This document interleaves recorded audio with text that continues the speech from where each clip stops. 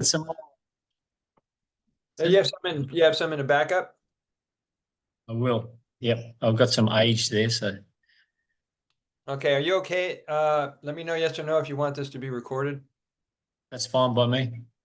Yep. Wonderful, wonderful. So you brought a notebook, you brought your water. Notebook. Yep, I got my Kindle here with the therapist book on here. Just gotta make sure it's all happening. I'm new to Kindle, so but it's handy. We kind of move it around the place. I like your mala, man. It's very nice. Thank you. These are Tulsi beads from Hare Krishna. Oh yeah, okay. Oh, lovely. Yeah. I mean, That's a double wrap, is it? They go around twice. well, it's Oh yeah, okay. it's 108. 108. Yep. Uh, Okay. and so, yep, Om Namah Shivaya. That's my prayer beads right there. Good. So, we're going to find out a little bit about you and your journey. Yep. We're going to start off with the communion. Did you ever get a copy of this book? Healing Waters Within. Yes, I do. I've got that on my Kindle. Okay. When you see this, is it reversed or does it look correct? That looks correct. Yep. Wonderful, wonderful. All right. And then we're going to go into showing you all the different books that I have in my book collection on urine therapy. Yep. Going to show you all the different accessories and devices and equipment you can use for Yep. topical protocols, Okay. and some that I made up. Uh, Good. Even better. yeah, after doing this for so many years, I found myself as I was into the book writing phase of my life, of my career, Yep. that I'd go into places and I would look on a shelf and I would see something in a certain department and I go, well, maybe they say it's used for that, but I can see it used for this. And I'm going to show you some of those items today. That's such it is the mother of invention. Oh my goodness. And this has stimulated a lot of my creative juices, no pun intended. Awesome. And so before further ado here, and you've got time to hang out for 2.5 to 3 hours. Absolutely. I've dedicated the morning and my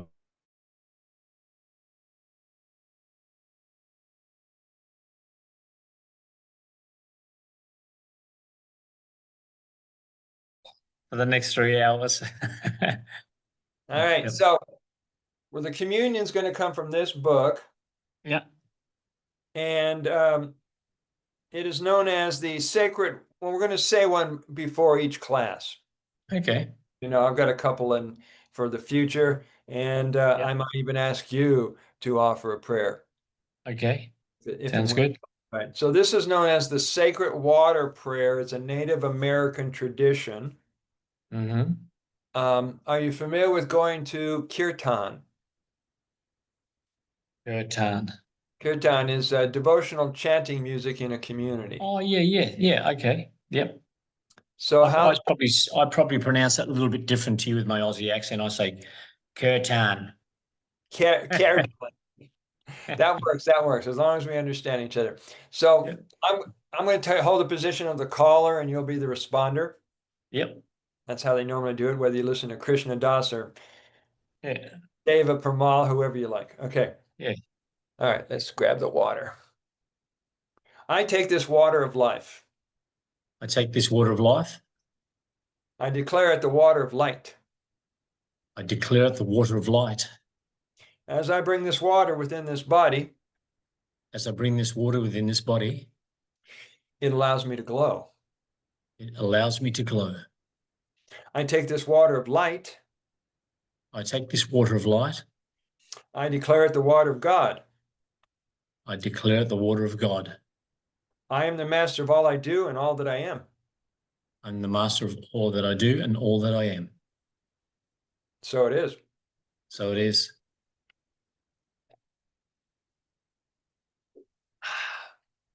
Now, what we're doing right now, Mm-hmm. it's just my personal charge on all these urine therapy teachers and health gurus that are preaching and teaching. about urine therapy, and I love them all. I'm not going to name them, but I have thrown down the gauntlet. I've challenged every one of them to not just talk about it, but drink it on camera. Beautiful. Dr. Groove, drink it on camera. All the buddies. All right. So, do you have any books in your collection, or are you an all Kindle guy? Uh, Presently, anything to do with oral therapies, all on the Kindle. Okay. Yeah. I'm going to pull up a couple books and see if they're in your collection. Okay. I'll just bring up my collection here. All right. The one for the class, which is in process now, is this lovely couple from India. Shiva and what's his beautiful partner's name again? Pavarti. Parvati, that's right. Yep. Look So what she the wrote. introduction's by Look what Martha she wrote in Christie. her hand. Or Shiva. Okay. Okay. So, So yep, have that one. all right. The book that started me, well, not the book that started me, the book that started influencing my education and got me really into it was my urine therapy Bible, The Golden Fountain. Okay. I don't think I have that one. It just came Oh, hang out. on. It came out in the 2000s with this label, Golden Fountain. Cohen van der Kroon. Oh, here we are. Yep. Oh, yep. Colin van der Kroon. And some of these have been out for 30, 40 years, and there's PDFs of them floating around the internet. Yeah. I prefer to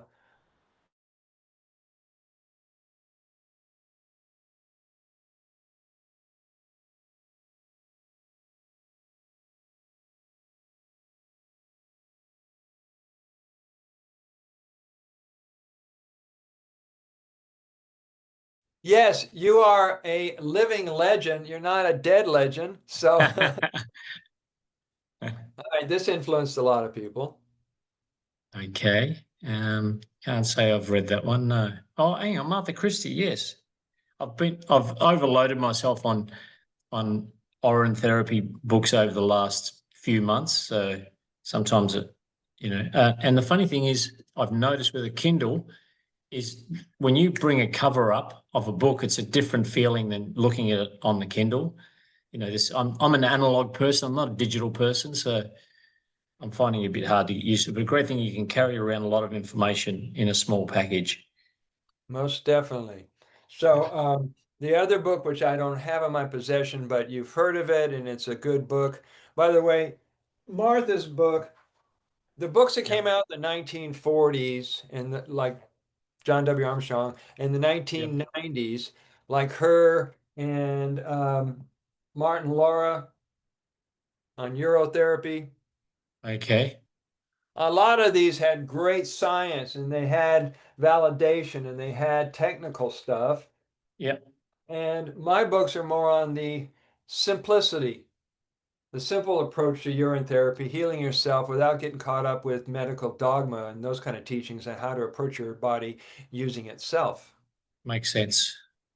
So the next book, which came out just before this one, was uh, Water of Life, John W. Armstrong. Yeah, that was probably the first book I read. Okay. That came Yeah. out in the 20s, but he published it in 1944. And at the time, he took urine therapy out to the world. Nobody had done it Yeah. to the extent he had. Yeah. And he was healing blindness by people fasting on urine for 100 days. Wow. I mean, he did all kinds Yeah. of things. And we'll talk about him from time to time. Yeah. Okay, there's, Excuse me, I'm just going to open up a sliding window. Hang on a second. yeah, go for it.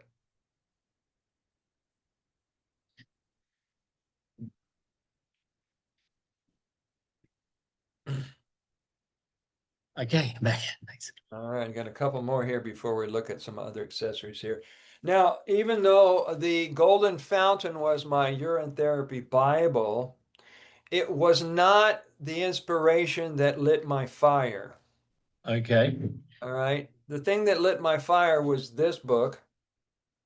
I just finished reading that.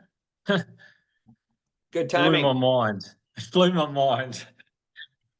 So in here, Leonard Orr, who was Oh, my I'm getting goosebumps. Unreal. Leonard Orr was my mentor and friend for 40 something Yeah. years.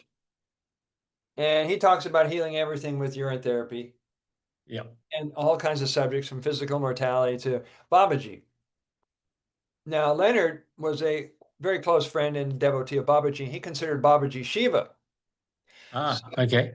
as I dug into his book, I had the torn up 1994 version. His wife gave me permission to put it back on publication. Anyway, Okay. it felt like since he was calling Babaji Shiva and I was also following Babaji, that Shiva sent him to tell me I should drink my urine. And for Okay. me, it was a God thing. It wasn't I'm sick, I'm glad I found this. So I Yeah. didn't have the mental hurdle to go over. Okay. So that's why this book is out in circulation right now. Okay. Beautiful. All right.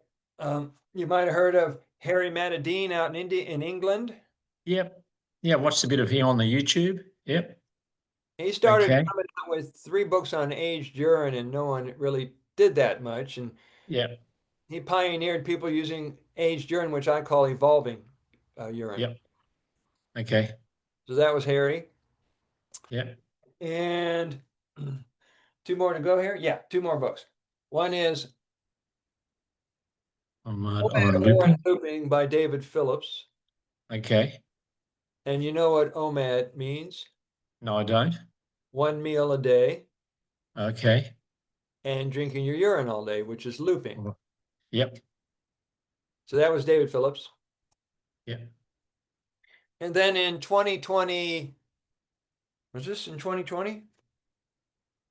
I think this other book that I came out with, 2023. It was time for people to be able to play with urine therapy, discuss urine therapy, share urine therapy with a sense of humor. It's a pistastic conversation if you could just pee yourself and then other people will pee relaxed in your presence. So I wrote the Piscabulary Yep. of urinism so people could see there's a language just for the urine therapy community. So that's a pretty much a collection of books. There's some by Kate Stillman put one out, and some other people are putting out, material. Yep. But those are the majority of the ones that people are using. Okay. Any questions? Oh, where do I start? Um, You can start well, anywhere. I'd like to just ask a few things because after reading your books and chatting a little bit. How long have you been involved with Oren therapy? Thank you for calling it, Oren. I love you for that.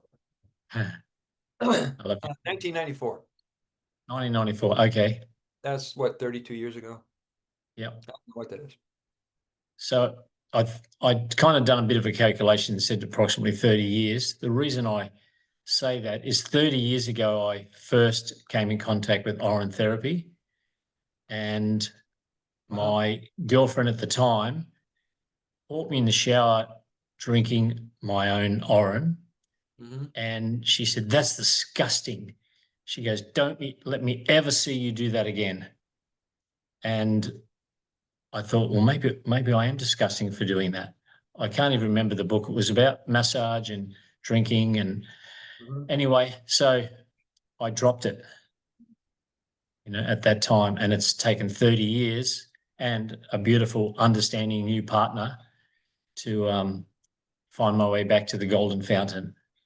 So, and in a way, I'm sort of a little bit sad that I didn't spend those 30 years because that's a lot of beautiful time with the golden fountain.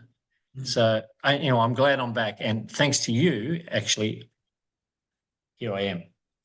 So, Wonderful. Welcome back to the journey of all journeys. yeah, Uh, what the body is doing, just to remind people who will watch this when we come back, or when this is published, what happens is the body has a blueprint yep, or a memory of what perfect cells are. okay, what a perfect body is, what perfect functions are. So what it does is it reads the plasma as it's being transferred from the liver to the kidneys. And as it's reading the plasma, it's identifying any contaminants, any kind of threats, anything that needs to be remedied by creating the antibodies in the stem cells and thousands of nutrients. By the way, we've come up with a total, thanks to this university in Canada, they've identified 5,662 ingredients in human urine. So what this is becoming is ultrafiltered blood plasma water with the remedy that your body's been Okay. requesting at the exact time you need it. Yeah. I needed it yesterday. I tell you, I got bitten by a wasp. So I raced up from the beach and put some aged orange straight on the bite. And then I remember reading, I'm not sure where it was, about the homeopathic drop. So I just took a swig of the bottle and put it under my tongue. And I swear within a minute, the pain had gone completely. The red mark was still there. And I thought, well, and then I thought about remembering reading about the same, you can do the same with snake bite, but fortunately I haven't been bitten by a snake. But because I live on a very remote island, it's going to be my lifesaver one day if that situation arises, because I'm at least an hour away from any medical assistance. So, Right. You have your medical assistance in your hand. yeah, it's amazing. And I told my wife, and she said, "Oh, next time I get bit." Oh, actually, I think she's tried it with black. We've got these tropical fire ants. I think she's tried it with that and it worked as well. Well, it's going to work, of course. It will work. I've had experience with hornets and wasps and Yeah. bees and all kinds of things. And Mm. I remember at a festival where I was getting foot massages about a month ago, this woman asked, she had a booth and there was a little bug walking around. She says, "Would you get rid of this bug? I'm intimidated by the bug." So I picked it up Yeah. and I clicked it away. Well, about 5 seconds later, I felt exactly what I knew was a sting. Okay. That was not a bug, but whatever it It was, was, I was yeah. able to go around a bush and my medicine was available and the, Okay. the sting sensation was gone. It is. It's incredible. So it can flip the pH faster than an EpiPen. And Oh, you know what EpiPens are, right? yeah, yeah, yeah. Right. People who've had anaphylactic shock, Yep. uh, a stroke, uh, an imbalance in the brain, have Yep. found they come back a lot quicker, either drinking it or a direct route is snorting and drinking up the nose, which you will learn in Yep. class. Okay. Well, I have tried that. Mind blowing. Mind The blowing. first time I did it, because fortunately you'd mentioned in your book, you said you're going to curse me or dislike me for this because it's going to take you to another level.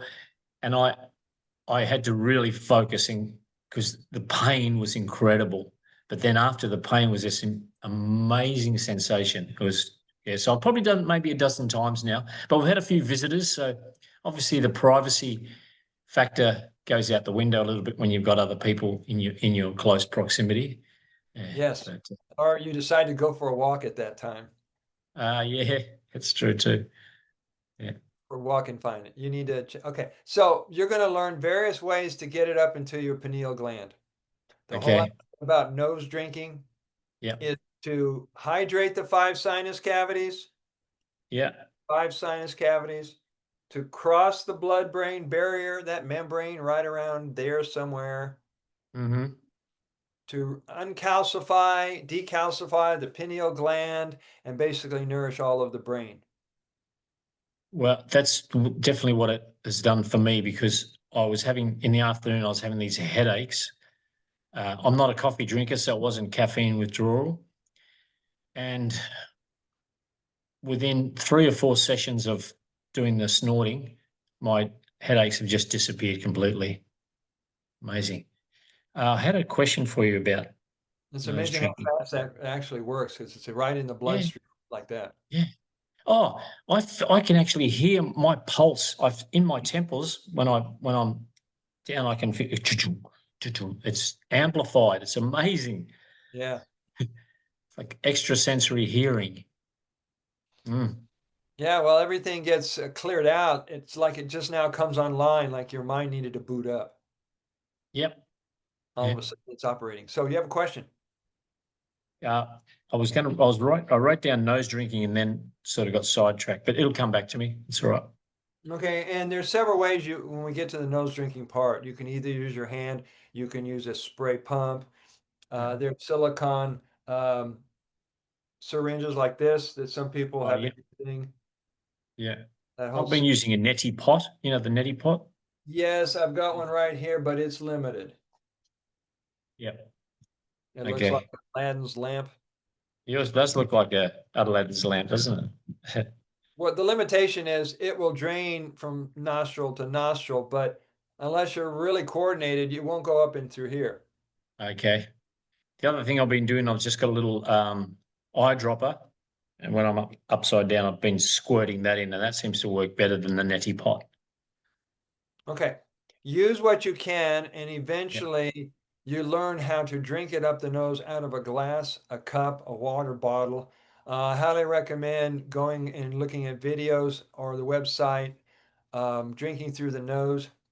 That was Samuel Cohen and his guru, Kelly Raw out in England.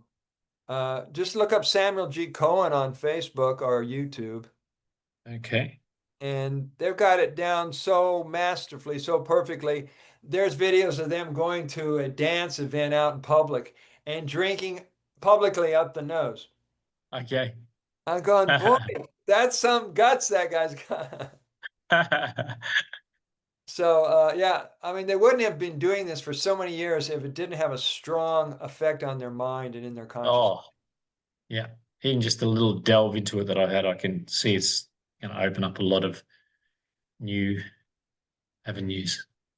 Yes, and keep that in mind when your brain uh, starts to fog up and you can't seem to focus and stay on track like 2 or 3 in the afternoon. You Yeah. take a couple of snorts out of the palm of your hand, boom, Okay. you're back. All right. Good. Good. I love it that you don't have to go to a pharmacy or a health food store to get something your body gives you. Absolutely. As a Yep. matter of fact, more and more people in the worldwide water community have stopped using supplements. Yep. For all our supplement uh, junkies out there. Yeah. Well, that's for sure. All right, you ready to see some equipment? Absolutely. All right, let's just start off with one of my favorites. It's time for me to do one of these again. I feel like when I show these to you, brother, there should be like a drum roll. Foot soaks. Yep. All right, this is a It's pretty Tupperware. much the same size as my foot soaker. Yeah. Okay, so it holds about 2 gallons. Okay. And I don't know if you have a size 10, 11, or 12-inch foot. 10. Yeah. All right, so it fits perfectly in that. They also have smaller versions Yep. that you could either use for small feet or for hand soaks, Oh, okay. right? Yeah. Now, I've been doing full out professional massage and reflexology for 46 years, and a lot of people in Okay. the profession after 20 some years, their wrists blow out, their arms hurt, they get carpal tunnel. And since I've been doing the urotherapy for 30 years, no problems. Yep. Beautiful. So I'm looking forward to more people figuring that one out. All right. Your go to. Everybody knows this one. Yep. All right, whether it's silicone or whether it's one of those cans and tins, these are a lifesaver. Okay. All right. I've only done two. It was a few days ago when I was fasting. Mhm. I did, and it felt amazing. Now, a quick question on that particular enema. Yes. Um, is it fresh urine or aged urine that we'd like to use for that? Um, First, let's bring up to our awareness. Let's start talking Yeah. about the Shibambu Wisdom Chart, Okay, that sounds good. which you got a copy of. The Shivambu wisdom chart is the key points of why Shivambu works and why it's so powerful. Number one on the list is that Shivambu is an intuitive water. Yep. It will guide you into how much, how often, when to fast, whether you should use fresh or aged, evolved, and everything pretty much. It's your guidance, Okay. it's your intuition. So whether you use fresh or evolved, or you decide to dilute it down, evolved with some distilled water, Yep. that's up to you. Okay. All right. The only thing that some people are considering is that sometimes there's a sting. Like when Yep. you do evolved urine up the nose or up the bum, sometimes there's Yep. a 3-second sting, and people are a little concerned about that. Okay. So you can either dilute it or just man up and take it. So In your eyes water, that's okay. Yeah. if your eyes water, the eyes water. If you happen to pee while you're doing that, it doesn't matter. So you can see how there's a wiggle room. Yep. And how long is recommended to keep it in? Because I just kept it as long as I could, so it was maybe about less than 10 minutes. But Okay. Perfect. Your intuition is spot on. And you're yeah. not one of those 25-year-old yogini girls who can hold it in for hours and do a headstand. No, I can do a headstand, but not. I don't know if I with pee up the bum. Yeah. Yeah, they're out there. They're showing off. When you do an enema and you do some yoga while you're waiting, I'm looking for the toilet. I'm not going to do all. They're very entertaining ladies. Okay. All right. All right. Any questions on those devices so far? Um, no. We're going to go into detail when we get through into the protocol section of the course. Yep. Okay. Okay. Ever seen one of these? A little squirt bottle of some kind. Yeah. It's a soft silicone bulb. Okay. And this is one of those things you find it in a section of a store. Like this is in the children's health section. And they're told Okay. use it for ears, for cleaning out ears. All right. You could either use it for that, or you can do an implant or a basti up the bum, and Mm. it gets absorbed, and you don't have to, go to the bathroom. Okay. So this holds Yep. about 2 ounces. All right. All right. Most of these things that I'm showing you, you can either get it locally or online. Yep. And I'm going to type in right here the website where we have everything you need for the Shivambu wellness lifestyle. We put it all together at a store called ShivaLifestyle.com. I believe that's it.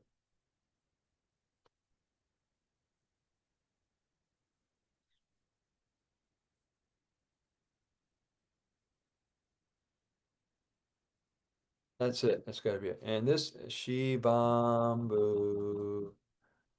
before I forget, this is the name of our nonprofit organization that's been building the infrastructure for the worldwide family since 2018. We've got the Okay. directory where all the teachers worldwide are listed, just all kinds of information. Did that come up on the chat feed? You did. Thank you. And the Shiva Lifestyle Store, where you can get the eye cups, enema bags, goggles, rollers, which you're going to learn about this incredible roller. All that's there, including videos, books. Just it's a great resource. All right. Thank you. So the next thing is what did I just show you? You know about the neti pot, so we don't have to go into that at this time. Yep. Yep. All right. And everybody seems to have one of these. Except for me. What's that? I An eye cup, is it? Eye cup. Okay. Now, most of them are glass. Some people get them in a hard plastic. I've seen these in cobalt blue and in copper, Yep. and they don't cost that much, and they're made perfectly to fit over the eye. Okay. That's the eye cup. All right. The advanced version of using the eye cup, which was taught by George Johnson out in Montana. Once I saw him using this and teaching it, I'm going, That's next level stuff. I got to get that. Swimmer's Okay. goggles. You can bathe both eyes at the same time with your Orin, Yep. and you can leave it in place with your eyes open much longer. All right. So thank you, George Okay. Johnson. Um, ever seen one of these guys? Some sort of puffer inhaler or a nebulizer or something, is it? I don't know. Bingo. Okay. This is a mesh nebulizer. And what makes it Yeah. different is there is a mesh screen inside this so that when it converts from Orin to vapor, when it goes air, when it shoots out, it's more Yeah. like a vapor or gas. And Okay. this is a great backup for taking it up the nose All right.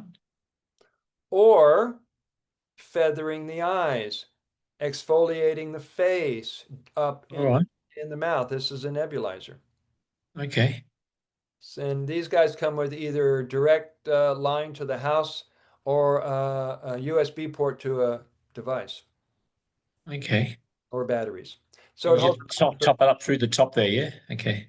Yeah, this little well holds about a third of an ounce. Okay. And what some people do is they'll leave it running on their desk or by their Yeah. handstand as they're going to sleep. So it cleans out Oh, whatever particles. It's like a diffuser. The particles that yeah. are airborne, it takes them out. Okay. Pretty cool, huh? That's good. Mesh nebulizer. All right.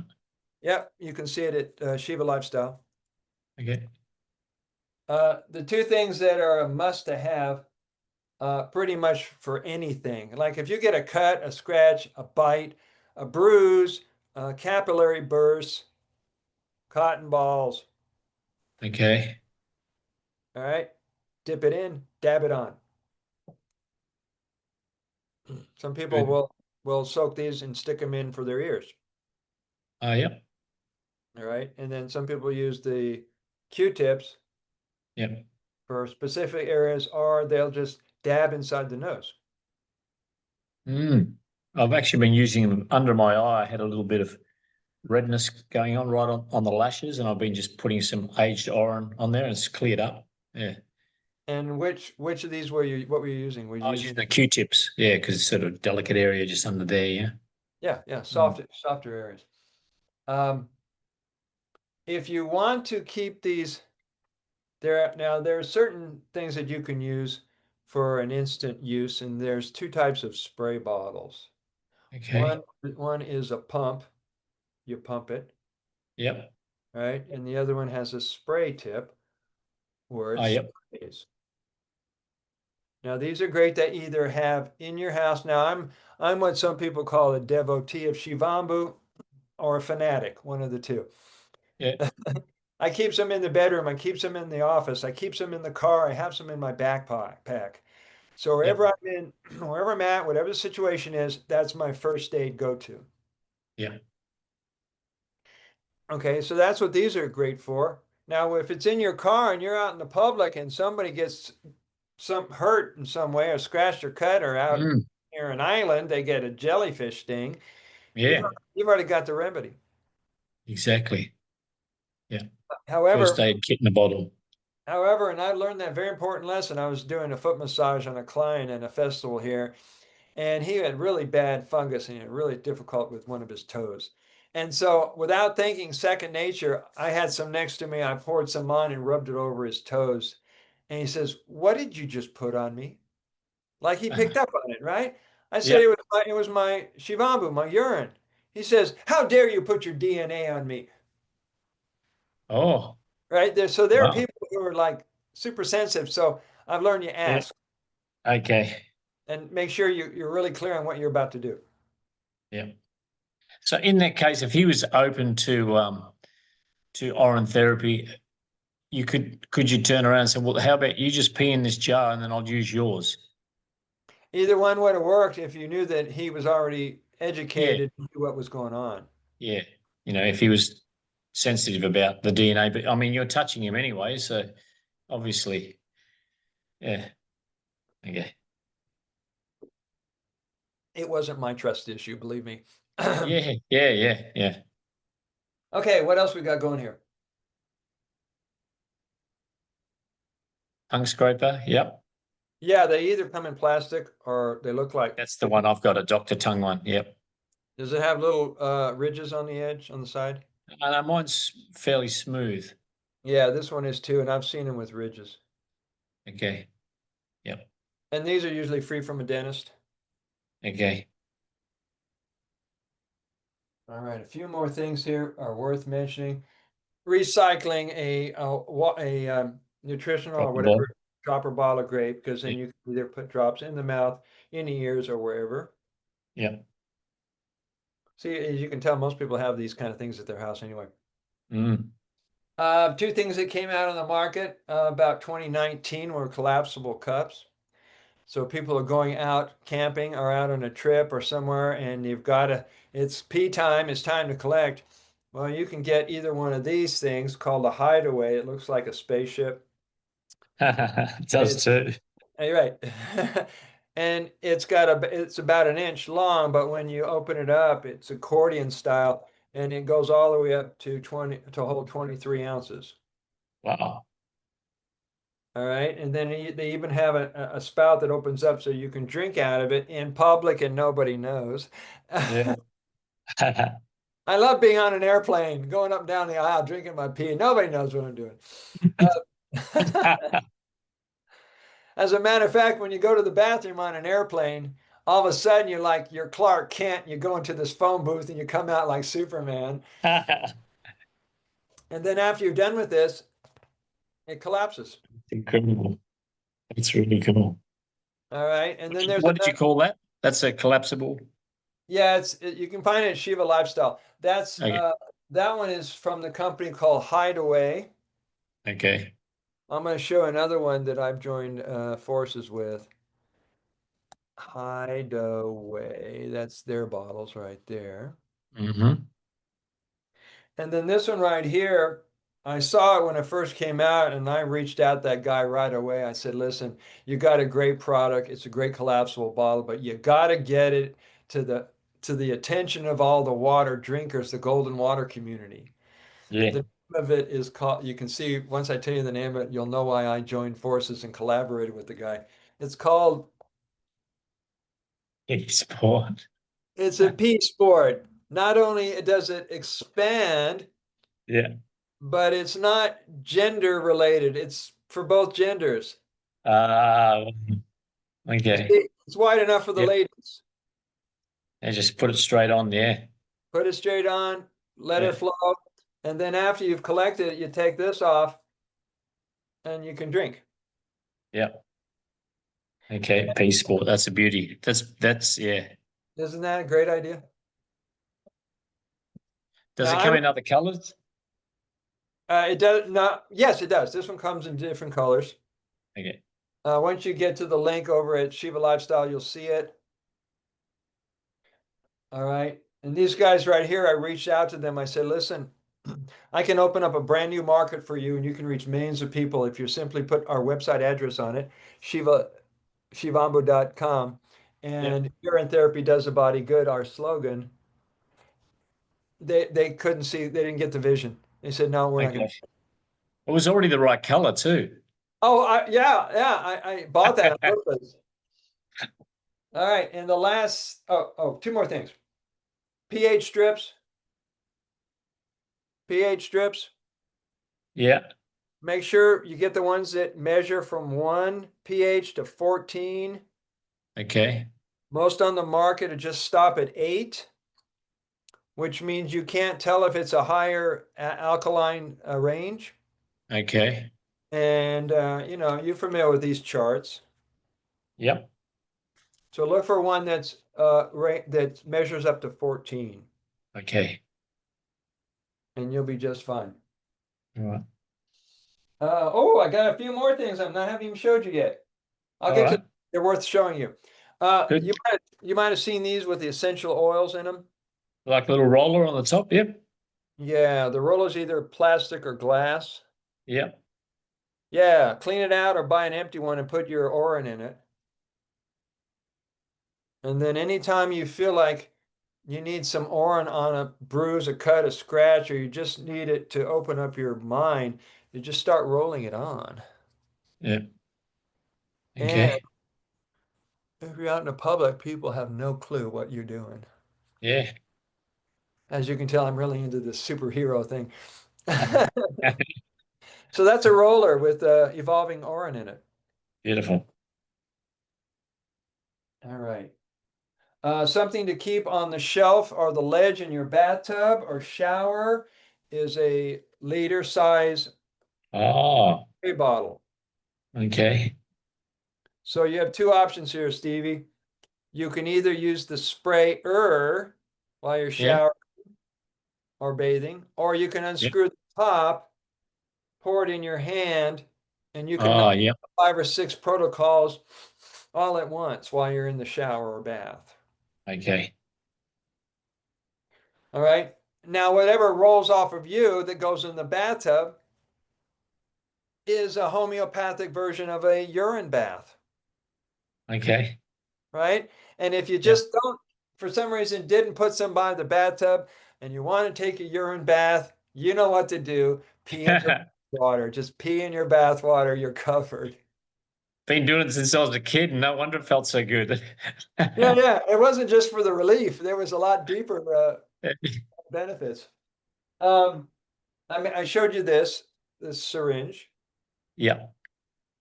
And a lot of people are using this because they still have a little resistance of drinking out of a cup or a glass. And when we get to that point, I might show that, demonstrate that in class. This holds 60 milliliters. Just fill it up, point it at a nostril, and let her rip. Okay.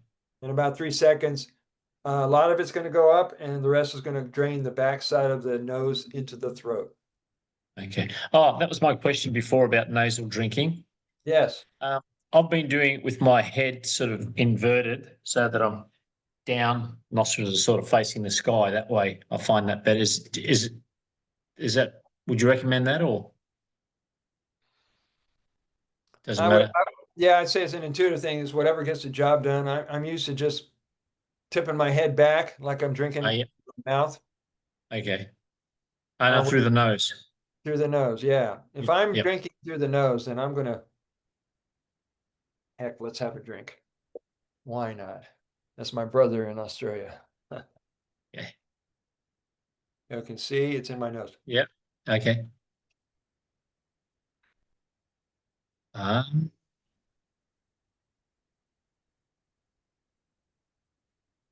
okay. Yep. Okay. And the trick, and I learned this from Samuel, the trick is not to drink it fast. It's not about Okay. speed, it's about suction. All right. So you're just taking like I'm going to make my interpretation of like. Yeah. Yep. Okay. Yeah. And then You can, whenever it goes into your mouth, you just swallow it. yeah. Yeah. Now, you probably know this by now, but there is a passageway between the throat and what's behind the nose, and it Mm-hmm. meets up in the down here, Yep. right? So you're going to be drinking it through the nose, but it doesn't, you're not drinking it through the mouth, but Yep. it's going to show up in your throat. Okay. Yeah. And it takes a Yep. little to do. Okay. What else? A couple of things that I found at thrift shops and garage sales. I looked at them. I knew exactly what to do with them. And one woman had this one item I'm going to show you. She's had it for years. She says, just give me a couple of bucks. Okay. I said, fine. I know exactly what to do with it. Are you ready? Are you ready? I'm waiting. Drum roll. Foot jacuzzi. Foot Ah, jacuzzi. yeah. I'm made by Revlon. Perfect. It's got the bubble action with the reflexology bumps. You put your feet in there for 30 minutes. Have a great time.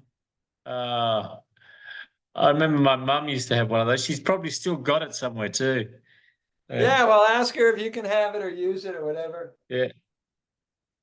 Three more items. People who have a knee issue and they are thinking of going to Mexico for stem cell injections.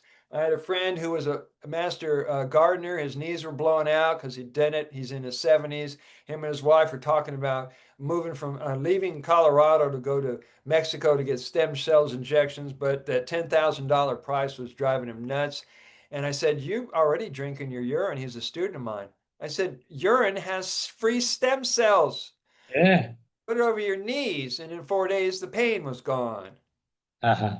So one of the things I found at a garage sale was a knee brace Oh, material you can soak, yeah. Brilliant. right? And also at this garage sale was a ankle version of it. Ah, yeah. I should put it there so you can see the cut. Yeah. And they're usually elasticized cotton, aren't they? So they'll soak it up. They'll soak it up, they'll stay in place, or if it doesn't feel like it's soaking it up, you can put material between this and your knee. Yep. Yep. Yeah, it's stretchable. Yeah. All right. And from our, oh, God, there's two more things. Now, nebulizer also comes with a face cover. Okay. So That's you can cool. you can do it like a respirator and just keep breathing and cycling it, Mm-hmm. which is lovely. I'm glad they did that. Um, this came from a company in China. I was looking at their items. I said, "I would love to promote you guys. Can you send me a sample?" And so they sent me these, which are just perfect for a mobile foot soak. I knew Well, you get Paddington Bear. you see it's got the reflexology bumps at the bottom. Yeah. Yeah. That's So cool. if you go to the Shivambu Lifestyle store, if anybody wants to pick these up, you better specify your shoe size, because I didn't think to ask the guy, so he sent me a 10 and I'm an 11. Okay. I So you got can't to wear squeeze them. in. I use them for Can't demo. fit. Okay. And last but not least, we got to the last but not least, did we? Yes. Um, one item that you can use 4 different ways. When I first looked at it, I'm in the store like tripping out on what can I use this for? What can I use that for? It dawned on me after talking to clients who have Alzheimer's, who have Yeah. dementia, have senility. They should simply get one of these and soak it and wear it on their head. Uh-huh. This is a Beautiful. shower cover. I And love it. you can also put it on your feet like surgeon booties. Oh, yeah, yeah, yeah. You Yeah. can, right? You can put it on your Yeah. hands if you don't have a glove or something. I mean, you can Yeah. use your imagination. Shower cap. Yep. And Beautiful. yeah, and that's everything. I feel like it's Christmas and you're showing me all your gifts. Yeah, yeah. It And is. if you have an interest and you pick them up, find out what you can do with them. Yeah. If you ever get ambitious and you want to do any videos, they'd be great for instructional videos for anybody in the world. Yeah. I've done a lot of demo videos on YouTube so people can see, well, how do you do a foot soak? How do you drink out of your nose? How do you Yeah. do that? And so it's always helpful to document and share that with others. Okay. Good. Any questions?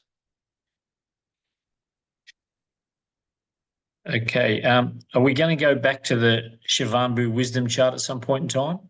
We can go hit it right now if you like. All right. Because we said, the intuitive water is number one. It's just Okay, number 2. Number 1, Shivambu is an intuitive medicine without the need to follow any dogma, tradition, superstition, or rules. okay. I've spent the last 8 years teaching the worldwide family how to simplify this and also break away from myths and superstitions around using this water. Yep. For example, in the Damar Tantra, are you familiar with that book? I found that quite not confusing, just a little bit overwhelming. Just with all the different aspects of midstreaming and everything like that. Yeah. Right. And that's the exact point that I brought up for you just now, Steve. And that Yeah. is a lot of people who think the midstream idea is the way to go, didn't look any closer to this teaching. And in the teaching, Shiva is telling his partner how to heal everything and in 9 years achieve physical immortality. Okay. So there are two particular verses. One is they're saying you collect the midstream because the flow of urine is symbolic of a snake, and the Hmm. tail and the head could both harm you. So that kind Okay. of locked into people's minds. But the very next verse, if you actually go one more verse, he said Hmm. it is based on tradition and superstition, Ah, right? And okay. now, boom, 5,000 years later, we're aware that every drop is sterile and precious. Don't try to juggle your collection, ladies. Yeah. Yeah. Exactly. No, So, good. Good. so next time you wake up in the morning or when it's time to do the morning collection, all of it, Yep. or save it for something else. Yep. Okay, number two, Shivambu alchemizes or transforms anything it touches. And what that means, Okay. anything that comes in contact with Shivambu will be sterilized and Yep. it will become merged with the Shivambu. So if there is a aluminum, a graphene, something that's found in the blood or in the urine, it's already been sterilized. Okay. If you're gargling with urine, and some people say, well, I gargle for mouth health, and then they spit it out, I look at them with a puzzled look because you just spit out the medicine. It's already Mm. cleaned everything and sterilized it, drink it, Yep. right? So Yeah. these things, people need to know this kind of stuff. Good. All right, it's the same with the water bottle. People go, I found this floating in here, and this is in here, da da da da. I said, it's just stem cells. It's just thousands of nutrients that already been sterilized. Don't worry about it. Mm. Yep. So part of this is getting people a lot more relaxed and a lot more working with their products, working with Yep. All right, number three. Shivambu is a universal remedy, elixir, or panacea. Notice that uh, I hold back using the word medicine in connection to urine Hmm. because that word is a buzzword and a polarizing word for people because they think of, oh, medicine, medical community, Yeah. Yeah. So I'll use the word remedy. Right. Catch up. Yeah. Thank you. So what's so amazing about it, and there's lots of examples. I can give you examples anytime. It works regardless of your considerations. So it doesn't matter if you use a man's urine, a woman's urine, Ah, no. adult, a child, a different race, or a different species. The application is universal, and we have lots of testimonies of people who healed their kids with their urine. They healed their dogs and their cats. Uh, Uh-huh. they healed their partners, all because they didn't have a negative association and they used it and understood it as a universal remedy. Okay.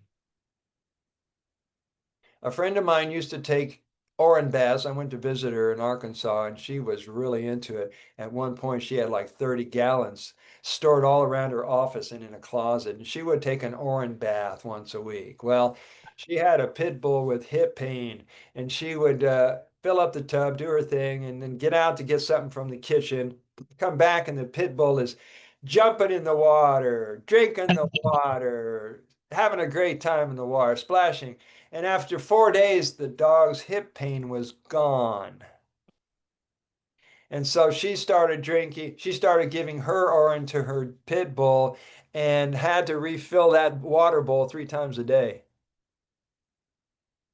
The dog Excellent. animals know this stuff. Yeah. Yeah. So, all right, the next point, you got that part? Yep. Thank you. Universal remedy. You're going to have Number. someone come up to you and say, well, my daughter, my son, blah, blah, blah, whatever relative is really having a hard time. And I don't know if I can get them to drink their urine or collect or whatever. Well, find out if they'll let you use yours. Yeah. One woman, a friend of mine, she was working with a 19-year-old with autism, Mm-hmm. right? She was feeding him her Orin until he figured out he could do it himself. Yeah. And 3 months later, I call up to check on him. She leaves the speaker on her phone. And out of the background, I heard him say, "Is that Brother Sage?" He not only remembered my name, but he could track and he stopped shaking. He stopped the autism behavior. My goodness. So people ask if this is effective for autism. Yes. Yeah. Incredible. Shivambu is an evolutionary or evolving, living, structured, activated water. You'll notice that I changed the word aged and aging to evolved and evolving Yeah. because there's a negative imprint in our minds associated with that word because people think, well, if it's aging, then like if a human's aging, you're getting old, you're getting weak, Yeah. die. Yeah. Now, the moment you collect it, it's evolving. So you don't have to wait 4 days, 6 months to wonder if it's hit that peak of evolving. Yeah. Okay. Now, the reason it's a structured water, it's also a distilled water. According to Andrew Norton Weber, did you ever heard about him? Yep. Yeah, I watched a couple of these YouTube things. Yeah. All right, so he talks about the four types of classification of distilled water, which is rain, distilled water, Yep. glacial water, and urine. Okay. Urine. So what happens is your body distills the water while it's going through the kidneys, through the nephrons. It's actually distilled. And the reason it's called a structured water, and this is why I'm always questioning people who they say they have got the latest water purification machine. It's a Uh, Berkey, it's reverse osmosis, it's spinning from Germany, it's got hydrogen in, blah, blah. I said it's only good for the human body if it's structured water. And yeah. what do we mean by structured water? Under magnification, you can see the crystalline structures. Okay. They look like geometry, sacred geometry. Some look like snowflakes. There's a woman on Instagram, Messages in Urine. Her name is Fiona Gardner. She's got a microscope and she takes pictures of urine under magnification and posts them all the time on Instagram. Okay. So if you ever Oh, want to what see, was her name? let me type this in here. Okay. Thank you. She was once a student of mine. That's how I knew her. She is in California. Her IG account is Messages in Urine. So you would simply do this. You put the hashtag in front of it and you will find it.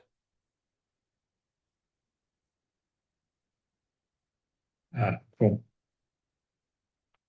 And she has a lovely English accent. I'm sure English accenters and Australian accenters get along famously. Yeah, they sound like a posh Aussie accent. Well, I love it when I talk to Harry Matadine. I feel like I'm talking to one of the Beatles. Yeah. I always like to say when I meet someone who's from the UK, I always go, "Hello, John. Got a new motor?" You got any motor? You want to take it for? All right, here's a few more items on the Shivamu wisdom chart. Okay. I'm familiar with the term saturation dosing. Uh, is it the same as looping or not? No. Well, looping is one of the things you can include, Yeah. move into this practice. Saturation dosing is the inclusion of more topical protocols in combination with the oral use Okay. protocol. So you Yeah. get more of this water directly traveling into the specific parts of your body a lot quicker. You know, if you're Okay. working on your liver, your intestines, your lymphatics, whatever it is, you get more in your bloodstream. Looping is fine. There's also sip looping where you collect and just take a few sips, and that's it for the day for that particular collection. Oh, Some yeah. sip loop. But saturation dosing, speeds up the time. If you're just doing the drinking part, it's slow incremental changes. Okay. So unlike a medical approach, you can't hurt yourself, you can't overdose, you can't Overdose. Yeah. side effects. Mm-hmm. But one thing people are noticing is that when they're doing more oral therapy, is they're moving more toward living food. Yes, definitely. Definitely true. Yeah. So they're saying bye-bye to processed food, GMO food, meat and dairy, just carbohydrates, sugary, salty, all that stuff. Yeah. Now, I've got a quick question while we're talking about saturation dosing. Please. I've been in the mornings uh, brushing my teeth with evolved Oran, and it's made a I've had one particular mole up the back that's been giving me some grief, and for maybe 2 months I've been using it, and the pain went away. And the last time I went to the dentist, she's checking. I said, "Look, I've had a bit of issue with this back tooth, but it seems okay now." I said, "Can they heal themselves?" She goes, "Oh, not usually."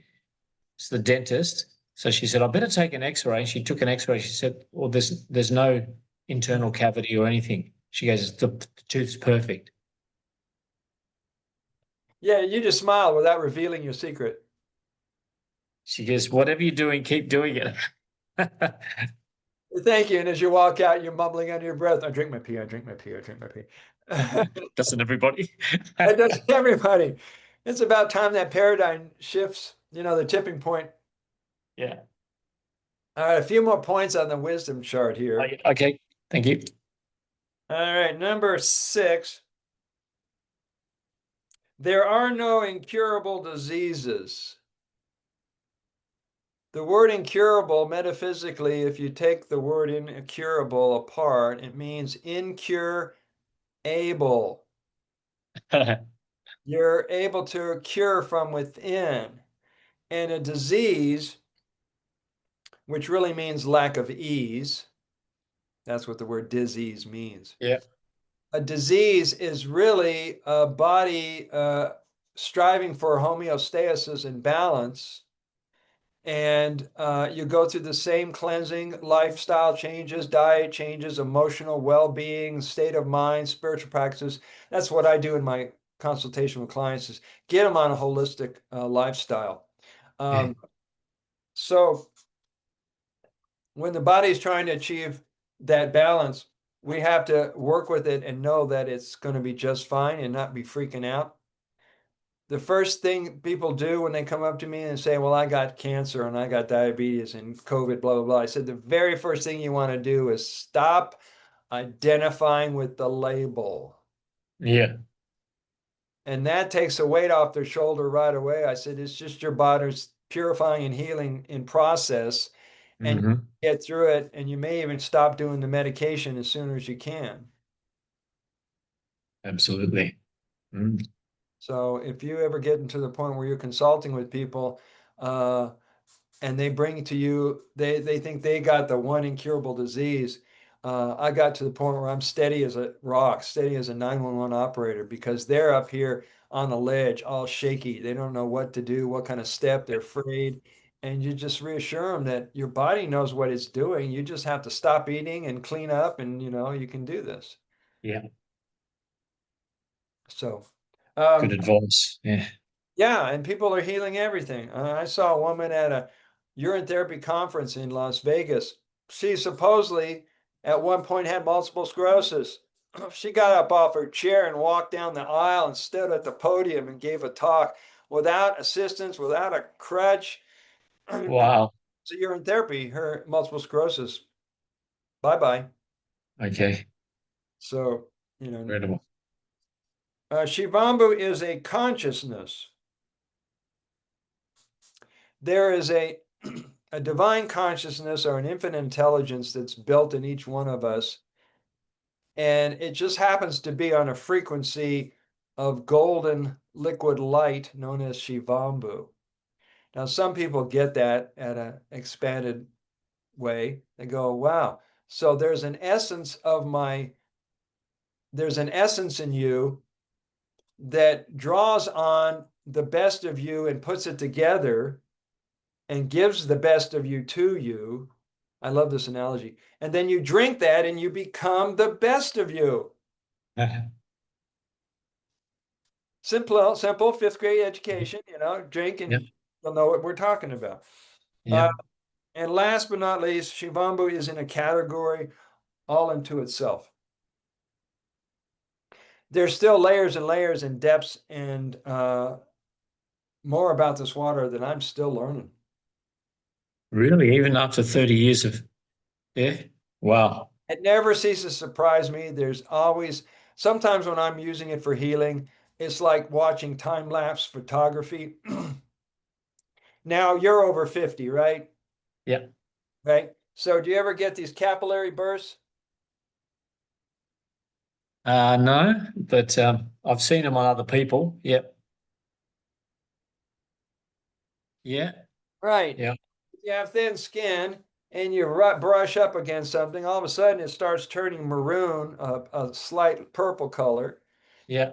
It's known as a capillary burst. Well, I put on the Oran 3 or 4 times a day whenever I think about it, and Yeah. it never fails to be healed in 4 days. Wow. And I look at it every day and I go, this is like time-lapse photography, you know? And so these things are going to give you validation every time you reintroduce it back to your body. Yep. And you have to be patient with people. Yeah. Some will get it, some won't. I went to a bonfire last night at the beach, and out of the conversation, the woman says, urine therapy? I brought it up. She says, urine therapy? I just started that a couple months ago. I'm fascinated by it. I've seen this and that and the other thing. I said, hold on a minute. I went to my car and gave her a free copy of Healing Water from Within book. I said, just barely put your feet in the water. You got a ways to go. Read this book. Yeah. Wow. So people show up all the time in my life. I guess it's because the nature of who I am and what I talk Yep. about. And you're attracting that as well. Yeah. So yeah. Not I only love sending out the message, you're pulling it in. Yeah. Yeah, Mm. it's coming in, and there's been a growing water family community here in Hawaii. I think I've counted up to 40 people. Wow. I mean, we're going to have you come over here, and we'll have a convention or have a retreat. That would Absolutely. be a lot of fun. All right, any questions so And far? the same goes for you too. Have you been to Oz before? Almost. I was in New Zealand for 6 months, about to go there, Okay.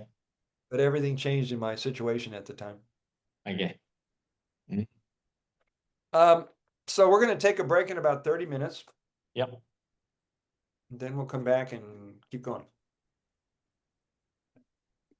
Sounds good. I love this subject. The tricky thing for me, brother, is that when I'm introduced to somebody new and I know they've got 1,000 questions and I know Yeah. I could just pour all this knowledge on them, Of I course. keep it very short and simple and wait for them to pull Yeah. it. Yep. Otherwise, I feel like a car salesman. I'm just barfing on here. Learn this and learn this and learn this. We don't want to go there. All right. Is it page 11? Page 11. Is this in the manual? Yeah. It's in the manual. One thing I didn't point out, let's see, where is it? This was the original version of Shiva and Pavarti. Okay. And then the newer second edition has this cover. Yep. And how that played out is in the original cover, Amazon accused me Okay. of breaking a copyright, of Plagiarizing or something? copyright infringement. So they temporarily took the book off my Amazon account. What? And then my publisher went out and bought the copyright rights to use this one. So that's why this one's used. Okay. Okay, so chapter 3, which may be a couple numbers past what you have in your version of it. It's page Okay. 11 in this older copy. It may be like page 16 or whatever, the new one. chapter 3 here. How faith or trust plays a role in UT? Yes. Yep, And would you be willing to read a couple of paragraphs? sure. Thank you. Sri Shantabalji considered Urotherapy to be the boon of nature and a blessing by God for humanity. He describes human urine as divine and most powerful medicine. God has shown this sure cure of all diseases. The truly wise person considers urine as the best of all cures. It proves its prowess is indestructible. All of the many opinions about AUT are worth considering with an open mind. It can be seen in all religions and ancient Indian sects, including the Jains and the Buddhists, who have considered the urine cure to be a sure cure. Even the researchers are also slowly but unreservedly approving the sterling qualities of UT. All these opinions and the verdicts are good eye-openers.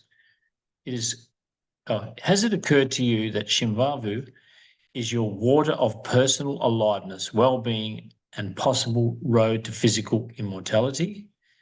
Without questions, concerns, or fears about getting better, you know that Shimvavu is healing you or has healed you by now. Oren is the perfect elixir arriving in the most perfect timing when you need it. Faith clears obstructions, inflammation, toxins, and pathogens. As these are being cleansed and released permanently from the body, faith reminds you that you will never have to buy or use supplements or medications because it's all in the water. That's fantastic. Faith in Shimvavu will guide you to choose living foods, lighter foods, less food, or no food without resistance or conflict. Faith in Shimvavu clears the mind so that creativity, imagination, and curiosity will reawaken. Of course, not everyone is ready for this leap of faith, which is to begin drinking pee. Instead of obsessing over the taste and smell, urine is a sample of what is flowing through your veins, and any repulsive urine is a motivation to improve the internal conditions rather than an excuse for not using urotherapy. Moment by moment, it is faith, also known as trust, that is steadying you and balancing you. Faith is guiding and carrying you while you are navigating the mind through this endless stream of ideas. 100%. Oh, yep. Endless ideas in chatter. That's why I add that. So when people come up to you, they're wondering if urine therapy will help. Yeah. I always say yes. And however, the thing that's underlining whether they're choosing the right modality or if they're making the correct changes in their diet and lifestyle is their will to live, their determination to be all in, to be disciplined enough to make those changes and keep up these practices every day until they achieve their results. Those are the ones that reverse these conditions. Yeah. And that is a lot more stronger than getting it right with urine therapy. Mind over matter kind of thing. Yeah. Exactly. Yeah. Mind over matter. Yeah. And when I consult people, I can look in their life, I can see what their belief systems are, their patterns are, and seeing that that's what's causing an illness more than what you eat. It's what's eating you. Yeah. So it's great to see people actually do some self-examination, make some changes, and all areas of their life start improving, not just their health. Mm-hmm. Can I digress for a little bit just now? Is that all right? I have a good friend. We've been best mates since we were 9 years of age. And he's been a smoker, cigarette smoker since he was 15. He had the V, got 4 different shots of it. Within 6 months, he was diagnosed with bone marrow cancer. Not Alzheimer's. What's the shaky one? Sorry. Parkinson's? Parkinson's and testicular cancer. he's cursing everyone, including God, blaming everyone else. I said to him, I said, Jake, I said, you've been smoking since you were 15 years of age. I said, when we were in our 20s and we'd mountain bike ride together and you'd cough up blood, didn't I tell you to stop smoking, to give it up? And I've done a bit of research on the V, and that as well has contributed to bringing up the proteins that causing these diseases, as you call them, as we know them called. But he's still drinking a bottle of scotch a day and still smoking. He came up. He was almost suicidal a few months ago, and I brought him up. My wife and I brought him up here to the island. We thought we'll help him just have a bit of a revelation, maybe, But when the alcohol ran out and he was out of tobacco, he had to leave because he's so addicted. At the turning point where I want to introduce him to Urotherapy, but I'm also thinking, it could be the end of our friendship as well, because he's just so attached to the ego that I don't know what to do. So I just want to just put it out there. We don't have to talk about it anymore now, but just put it out there, because sometimes speaking to someone else about it brings the answers as well. So, Yeah, in a situation like that, sometimes you're better off introducing in a way, like a third party way, so they don't have to think it's coming from you because they've already got history with you. yeah. So I'd either introduce them to somebody else or to a book or a Okay. video and say, listen, here's something that might be off your radar or just sound a little bit crazy, but keep an open mind because it just might help you. It's been helpful for me and people. Yeah. And just plant the seed. Okay. You don't have to give me a yes or no now, but would this be a client that you would take on? Definitely. Okay. All right. I Thank you. take them on. And the thing that's underlying all this self-destruction and That's poison exactly it. is an unconscious death wish. Yeah. The death urge. Yeah. So yeah, he's got to unravel all those ideas so he can choose life urges. So he can Yeah. start loving himself, nurturing himself, and making the permanent changes. Yeah. Otherwise, he's on a slow suicide route. Oh, definitely. I see it with him. And it saddens me because I have this information, and it's like he's lost his lust for life, that he's just condemned himself to the fact that he's going to die. And Right. yeah. Yeah, oftentimes people in that situation, they don't feel that they have a purpose in life. They're not Mm, valuable. They've probably been shut down, shoved away, yeah. or hurt, and they haven't gotten through all that pain. Yeah. He's been through two pretty ugly divorces. So, mm, okay. All right. Well, Does he have any kind of support structure other than you, or does he isolate himself? he lives on his own in a beautiful $1 million house on the beach. He flits over to Thailand and Bali a lot. He's just recently got himself involved with a Thai woman who's got a couple of kids, and I can see the writing on the wall there. He's lonely. Uh, no, he doesn't have. His mum's got Alzheimer's. So yeah, he's in a sad state. Right. And when I call him up and we talk about things, he goes, "Oh, you're lucky. You've got a great wife, and you live on that beautiful island, and you know you've always looked after yourself." I said, "Yeah, but they're the things that I love to do. It's just that's a part of what keeps me alive and makes me feel great waking up in the morning." He said, "Yeah, but," he said, that's not what I do. I said, "Well, you can change it. You only have to. You can stop everything tomorrow." He goes, "Oh, if I gave up all of those things, it would kill me." I said, "Well, maybe it wouldn't." That's a good point. Good point. And Yeah. um, I've had people, and you probably may get to that point with him, I don't know. And that Yeah. is just to call him out on his bullshit, is Yeah. to challenge him. But that's up to you. Yeah.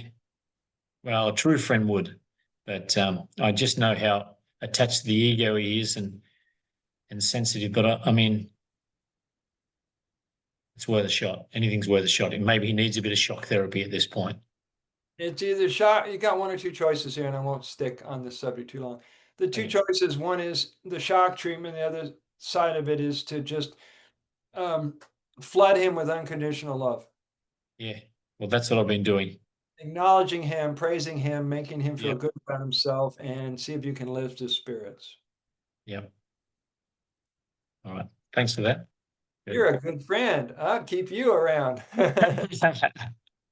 I think he knows that, but yeah, I just want him to stick around too. Well, he gets it on some level, so we'll hope Yeah. for the best for him. Mhm. All right, let's go. Let's go back in time. Okay.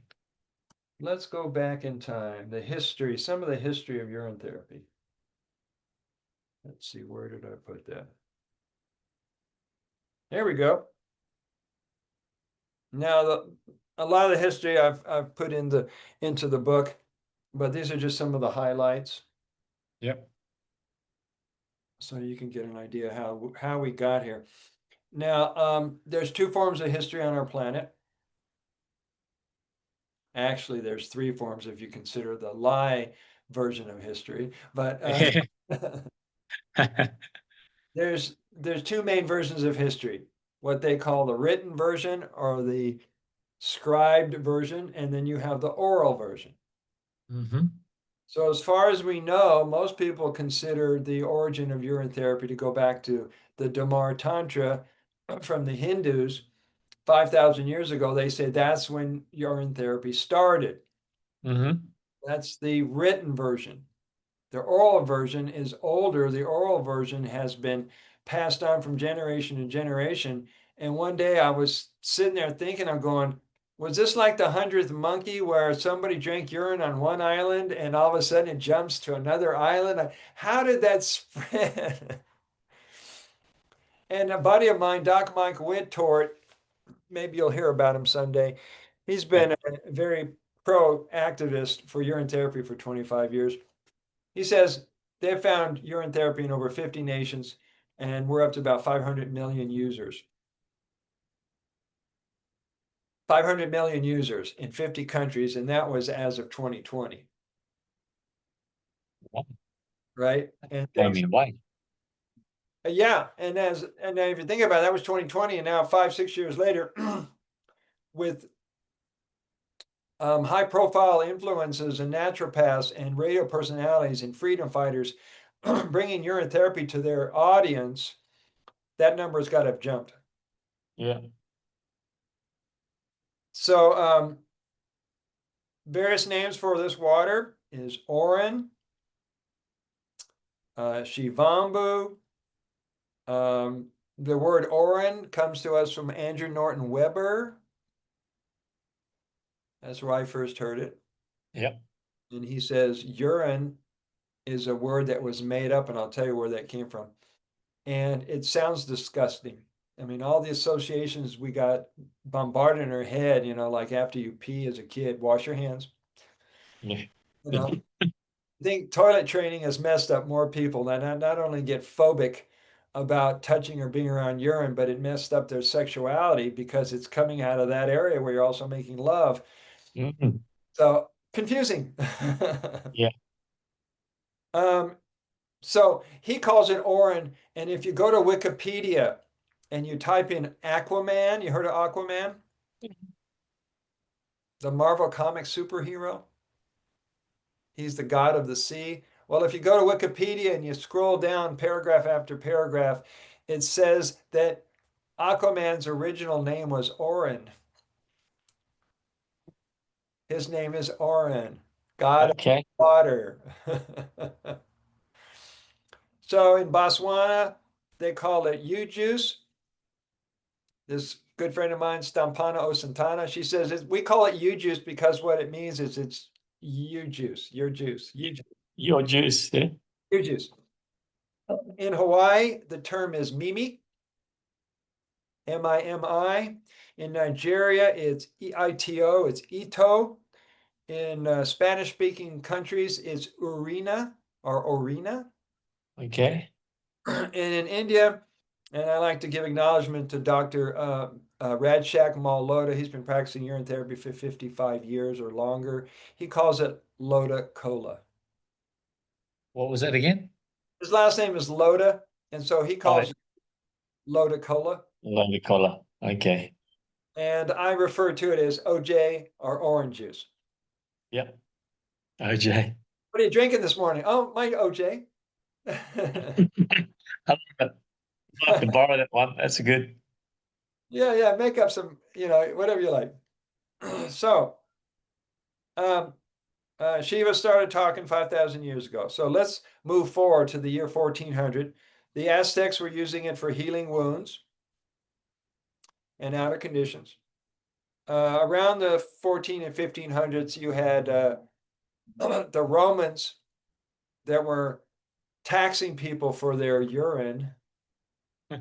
And they actually had public urinals where people would stand there and pee in this trough and it was collected. I guess this is where they got the idea for bathrooms in bars. Yeah. And they would not only collect it and use it in the textile industry and agriculture industry, they would tax people on it. Well, Pardon the pun, but that sounds like double dipping to me. All right, and in the 1500s, Ferdinand Magellan from Spain, he took a crew to circumnavigate the globe, or flat Earth, wherever you at with that one. And he told his sailors, don't drink the seawater, drink your own water. yeah. And they did quite fine. Okay. It's interesting. I know I'm jumping timelines here, but I'll come right back. I hear stories from guys in the military that were told, if you're out in the cold and you need to keep your rifle warm enough and so it doesn't lock up, pee on your rifle. Oh, yeah. Okay. That makes sense. Yeah. Right. And actually, in the manual, survival manual for the military, they talked about urine therapy one time, but then they said it's only used for survival purposes and not any other time. And what does that bring up in your mind? Isn't everybody in survival right now? Crazy, crazy. All right. In 1536, the Egyptians were writing about 50 or more formulas and remedies using orin. This was in the 1530s. In the 1611, you heard about the King James Bible. Yeah. And King James, he changed a lot of things around in the Bible to fit his narrative and his agenda. And if you read the Bible and you can read it correctly, you'll see that there are like 50 different verses that speak to the subject of orin therapy. Okay. And I've got the whole list if you ever want me to send it your way. For example, Proverbs 5:15 says, drink from thy own cistern, and out of you will flow a stream of living waters. What else could that be? Yeah. Right? Now, Jesus is telling people, drink of my blood, and you will have life. Well, he's not talking about blood. He's talking He's talking about the plasma. yeah. So you can see, depending on people's perception of words, Yeah. they'll still interpret it differently. He that believeth in me will have life and water. And okay, John 4:14. I mean, I got all these verses collected. Okay. In 1695, there was a book out of England called English Physician Book, and there was a lot of references to urine therapy. Okay. And we're going to keep going through history until we get to 1917, which was the turning point. Does that date ring a bell? 1917. 1913, 1917 in that window. Okay. We're going to get there. Well, In 1806, Lewis and Clark came across the United States looking for resources, minerals, whatever, and they noticed Native American families bathing in their urine. Okay. You can see that this is well documented and practiced by indigenous communities Yep. because they were not told otherwise. Yay. In 1890, there was a book called 1,000 Notable Things, and they called Orin a universal and excellent remedy for a multitude of health challenges. Well, we're now at 1917. Okay. 1917 was the establishment of the Rockefeller Foundation, right? Ah. Or the Federal Reserve, and they decided they wanted to control healthcare system worldwide. Okay. But 1913, they started going after their competition, the alternative medical professions, the naturopaths, the acupuncturists, and all that. Thank God that Yep. they're still around. Fearless. And they started demonizing urine Okay. because they knew that if people found out that they could heal themselves, there would be no big pharma today. All right. Okay. There may not have been any hospitals or any of that stuff, doctors, because we would be the doctor and Yep. their plan would be foiled. Okay. So that was a turning point in our. That's when we were told it's disgusting. It's a waste product. Mm. Everybody was using it before then. Your tongue will swell up and all those things. Yeah. Yeah, your balls will fall off. I mean, who knows? Yeah. So in 1920s, let's see, in 1922 was the first uh, introduction of the Water of Life by John W. Armstrong, but it wasn't Okay. in 1944 that he actually published it and started marketing that book, which was uh, a, a game changer. It was a turning point for us. Yeah. So he came out with the Water of Life book, and then it was a new edition was reprinted in 1971. 1963, a book out of India called the Manav Mutra. Okay. I'll spell it for you. There's quite a few books that came out of India. Most of them, Manav, Manav Mutra.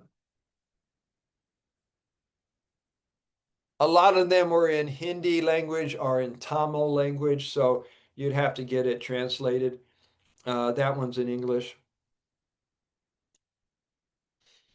And then 1971, of all agencies on the planet to talk about what's the ingredients inside Orin, was an organization called NASA. NASA, Okay. Florida, Oh, NASA. Yeah. the space agency. Yeah. They put out this report that showed that there was 3,000 ingredients in human urine. Now, I Uh-huh. don't know if that was a mess up or that was a great whistleblower and a great reveal. Um, but it wasn't until 2020 when someone in Canada sent me the link from a Canadian university that showed that number has bumped up to 5,662, including monoatomic gold molecules. There's actually gold in our urine, and this is what the alchemists in the 1700s were trying to achieve was white ormus gold, Uh-huh. and it's in us. Okay. There was a naturopath that I spent time with, an herb master at the convention in Vegas, and she dried it out on half-inch pie trays or baking trays until it dried out and brought the flakes of it to the convention and said, "This is Ormus gold." Oh, So, you might find a way. I'm sure people who are trying everything to get to the fountain of youth will discover it's in you. Whether you drink it or whether you snort it or whether you apply it, you've got the mother of all superfoods right there. mm. It's actually got more going for it than if you took a whole health food store full of supplements and put it into a drink. Yep. It's way more alive and bioavailable than any of that. Mm. Um, So the last books before the new generation came out was in 1994, and this is where you got Martin Laura's book, Martha Christie's book, Beatrice Barnett's book. And then in 2017, I get this download about urine therapy. I'm going all over social media, and I discovered like 20 plus social media groups dedicated to urine therapy, and it just flipped my switch, and I downloaded a book. Yeah. That book took me to the convention in Vegas at the book signing, the table for the authors, which within 30 days, I'm on like 30, 40 podcasts, television, radio shows. My whole life just goes, I'm talking urine therapy now. Yeah. And it's been nonstop for 8 years. Yep. It's incredible. It's incredible. You just Yeah. follow what you're guided to do. It's amazing where you show up, where you end up. Mhm. So, any questions about anything we've gone over?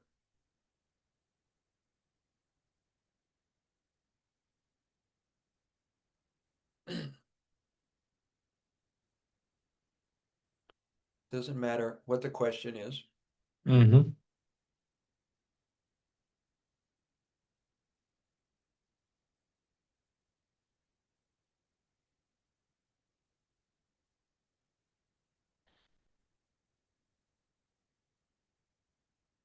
You can ask questions about healing yourself, helping somebody else. I have a question about using Orin as a massage medium. Perfect. I had read somewhere, it might be, maybe I misconstrued it, that you something about males shouldn't use female Orin because I can't even remember why. It was something to do with masculinity, maybe, or something. Can you clarify that for me, please? Yeah, go back to the Shivamba wisdom chart. Yep. And as I mentioned, it works regardless of your considerations. Yep. You're not going to get extra estrogen and be feminized. Yeah. A woman is not going to have extra testosterone and be masculinized. It doesn't work. Yep. Now, Okay. those hormones are present, but they're in combination with thousands of other nutrients, so they don't have that kind of effect on us. Yeah. Okay. So your masculinity is intact. Thank you. I'm glad of that. The other question was I read, it might have been one of the early books I read, but something about drinking your fresh urine within 15 minutes of peeing it out. That And did was, they say what the purpose was, or what is the no, value? just said that's was recommended to drink it within 15 minutes. Um, but well, yeah, well, considering that if you don't do it in the 15-minute window, what's going to happen? It's going to start It's going evolving. to evolve. Yeah. So then you're drinking evolved urine.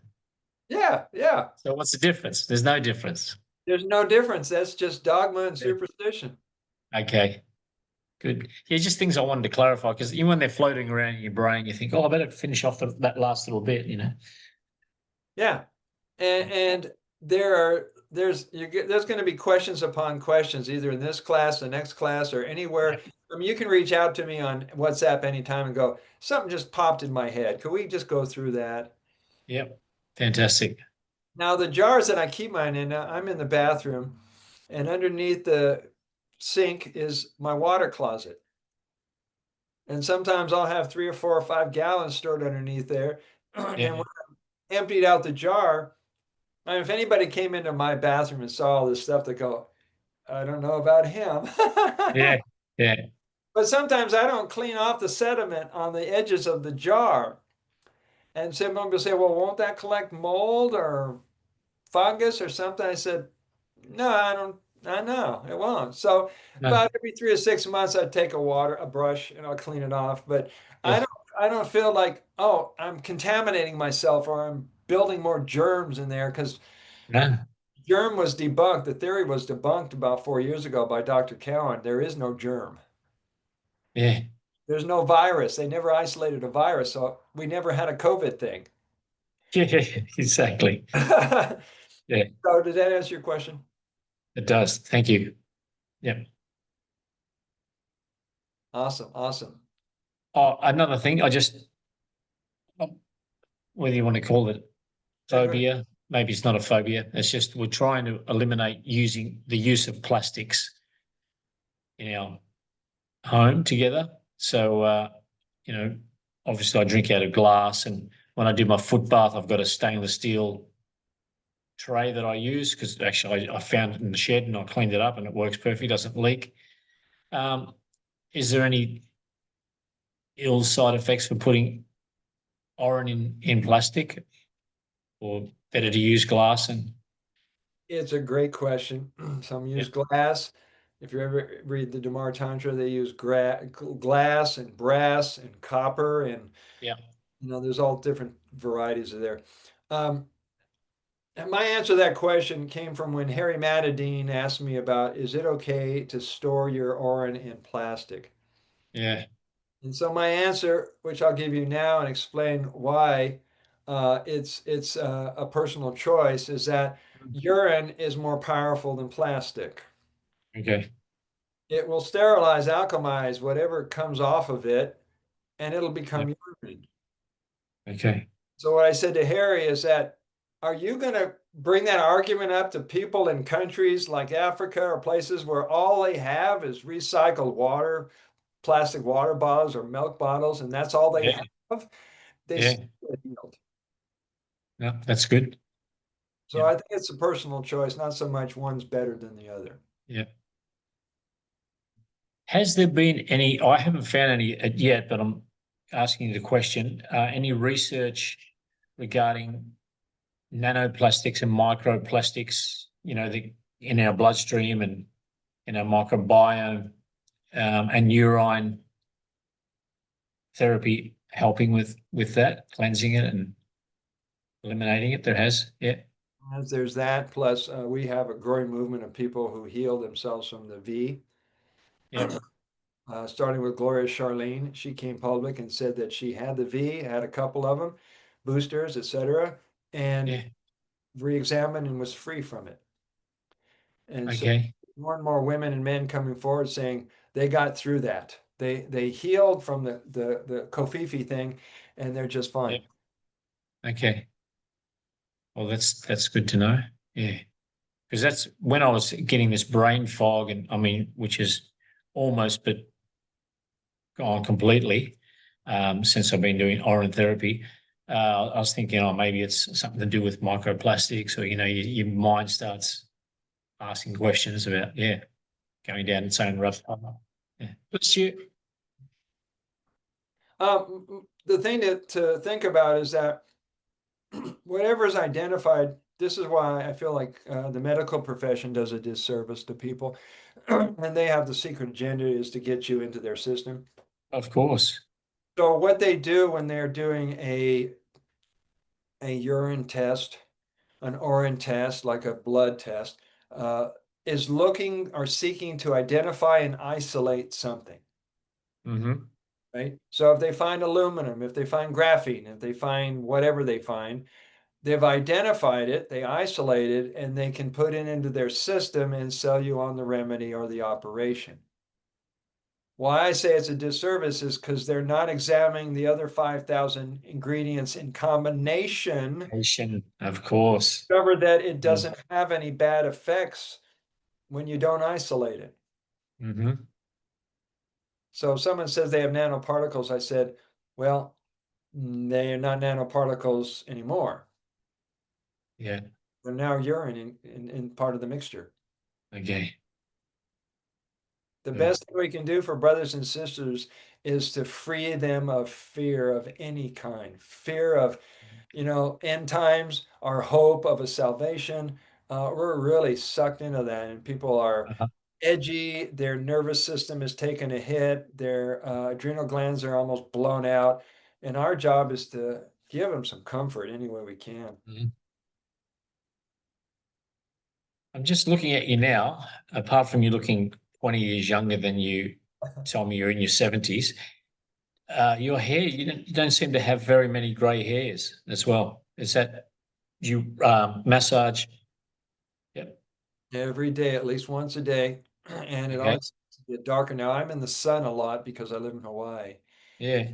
My hair is starting to take on a brownish red tint Okay. around the edges. And I'm thinking, if I go another 20, 30 years of this, maybe my eyes will turn blue.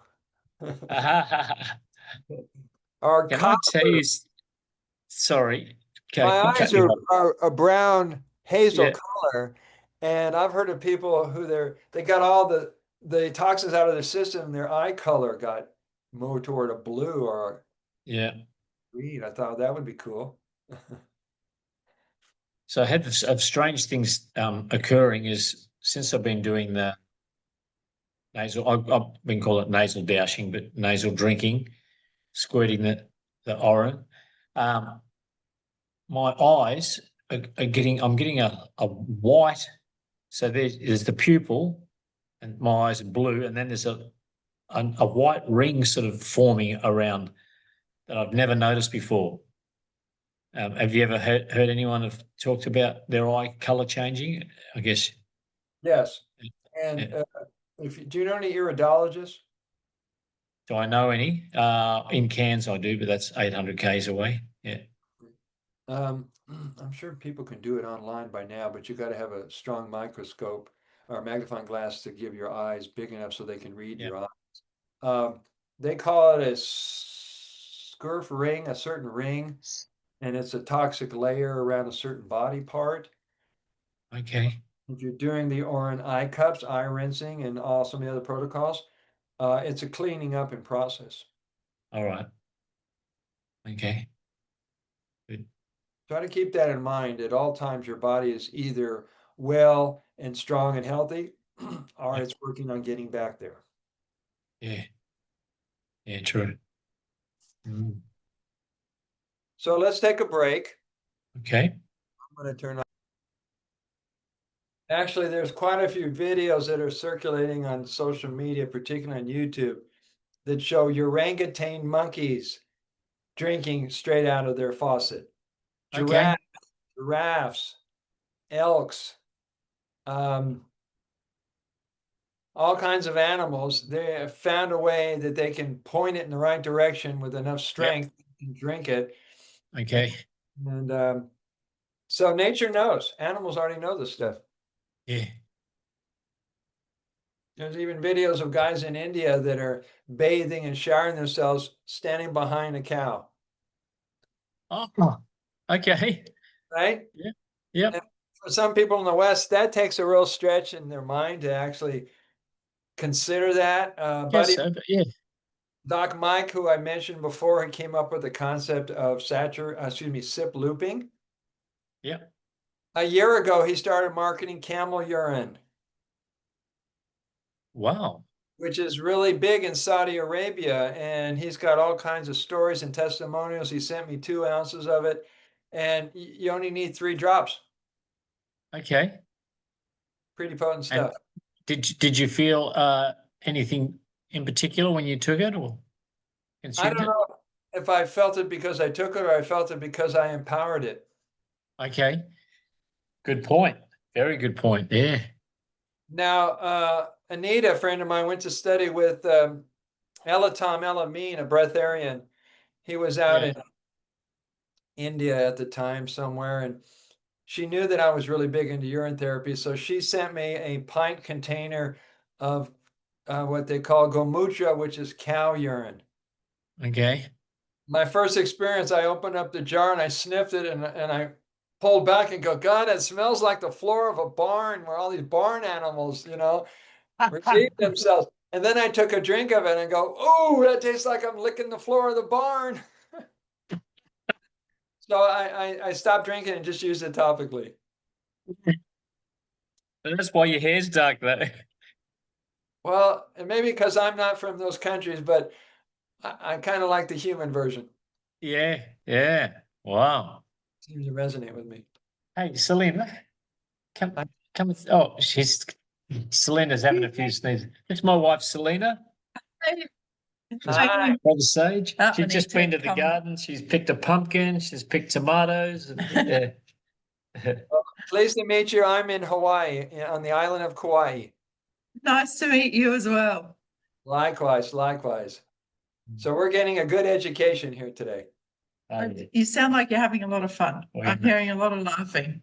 Well, good. Yeah. Well, you can watch the Yes. playback when this is published. Enjoy. Awesome. Beautiful. So let's go to the chapter on research. And then we're going to go into the body-mind connection and what's the secret sauce? What's in this stuff? Okay. So chapter 5 is 32 in the old version. I don't know what it is on your Kindle. It's called Research and Clinical Studies. Because people are so indoctrinated thinking that the medical profession is the go-to, Yeah. more and more people, particularly the newbies who just hear about this, and they're questioning whether they should try this or not, or whether you're sane or not. And so they want scientific evidence, peer-reviewed articles. They want evidence, evidence, evidence. We have it. Yeah. All over the place. And right now I'm working with a research team with Dr. Group, Jonathan Otto, Megan McDonald, and some other people out of Canada to confirm that there are stem cells, lots of them in evolved orin, and it has great potential for human health. And once that information is compiled and given to us, we're going to take it to the world. Beautiful. So That's amazing. yeah, we're going to open up some doors in the mainstream thinkers. Mainstream. And isn't that a Mainstream. great term? I love it. So did you find the chapter? Yes, I have. Yep. Chapter 5, Research and Clinical Studies. All right. Bear with. We're going to read. I'm going to read for a little bit here. Okay. All human beings drink their orange growing a body in the womb of their mother. In the natural biological heaven of the human reproductive process inside the maternal womb is where the formation of our body took place. First step was the formation of mother cells, heart, brain, kidneys, bones, basic organs, nerve cells that receive and transmit, and above all, coordination between sensorial organs and the incredible balance of genetic information, cell reproduction, and bioenergetic stimulant. Inside the maternal womb, we are in complete peace, comfort, harmony, preparing ourselves to come out into a new life in the external world. A human's perfect time on earth may be during the gestation period. Orin therapy is a gift from God, a built-in part of our nature. There is no human on earth that has not taken his or own orin. In our first 24 to 30 days, we'll start peeing into the amniotic fluid. Through the umbilical cord, the baby does receive special nutrients such as immunoglobulin and vitamins, but most of all, oxygen and mom's love. When the baby reaches age 5 months, they urinate 400 to 500 mils each day inside the amniotic sac. And between 8 to 9 months, the baby urinates 20 to 30 times every 24 hours. I'm not going to go into this chapter much, but it's amazing how many people, if you bring that subject up and they go, well, I don't know if I could ever drink urine. I say, well, if you can remember, you're in your mom's belly in a water world. And at some point you're peeing inside this water and it's going in you. You're drinking it, you're being massaged with it. Yep. And this also explains why babies are born beautiful. And they come out perfect. So pink and beautiful, yeah. They're pink and they're beautiful and they smell like roses. And we'd be just fine as long as we didn't put born a baby in a hospital. You could do underwater births or home births. The kid would turn out just fine. Yeah. And if I bring that up in the subject, most people get that. Oh, yeah, maybe you have a point there. Well, so then I go a little farther with it. I said, well, if it was sterile while you're in the mom in the womb, why would it not be sterile when you're out of the womb? They have to think that. Light bulb moment. Yeah. Light bulb moment. There's no difference. You're just in another environment. You went from being a fish, breathing water to breathing air. Yeah. So that's a little bit about the research and development. Martha's book, she has a lot of that if people were looking for evidence, looking for research. So I'm not really going to go point people right now at this point. There's lots of research. There's lots of evidence. We got it on gov sites, some of the government sites and medical sites. They talk about it. They talk about the stem cells. Yeah. One thing is something to point out, and I know I could have pointed it out somewhere else, but it's dropping in my head right now. A lot of people know that urea, which is a product of urine, is in the beauty and skincare industry. Right? Murine, if you take the word apart, means urine. Yep. Right? Yeah. And a lot of the sources of the urine that the medical industry uses for making medicine and for selling the urine to the beauty and skincare industry, they either source it out from porta potties or from pregnant. I remember reading that. Was that in your book or well? Yeah. What they do is they contract. Did you ever notice? I'll come back to this. God, I need some urine. This is an exciting moment. Cheers. Cheers to that. Zimbabwe copper. If you ever go, I have a chance to use a porta potty, an outdoor toilet. See if you can notice that when you do the standing section where there's a little tray, that it does not end up in the big toilet tank where the blue dye is. Because it's got a separate compartment. And when I caught that on one day, I'm going, this just confirms it. They're collecting it. So they do a double dip, right? Yeah. They charge people to rent it for events and festivals and stuff. And then they take the urine and sell it to these industries. Yeah. Right. And then the other source is pregnant mares. And they can get a lot of urine from pregnant horses. But the problem with that is they mistreat the horses and keep them pregnant all the time. So they can get that type of urine from them. Yeah. They use that for women's, for change of life, don't they? Particular medication they make. Yeah. Yeah, there's a product called Premarin or something like that. Yeah. Yeah. So they're notorious for doing that. And the question that comes up is, if they're using it for health, skin conditions and health improvement and all that, why are they telling us it's bad for us? Yeah. I mean, there's contradictions in them all the time. Absolutely. Yeah. And they sell it to the pharmacies, and the big pharma needs it for drugs. Yep. Okay. Let's go to page 40. You need me to change? You want me to change? Well, we're now going to look at the whole body connection. Okay. And we're looking at about an hour more of class here. All right. 45 minutes. Okay. So the reason some people don't get results from Shivamba will be answered in this chapter. There are some people who say, well, I drink my urine every day and I feel good some days, I don't feel good other days. And I'm wondering. Chapter 7, is that where we are? Chapter 6. Oh, 6. I think it just jumped.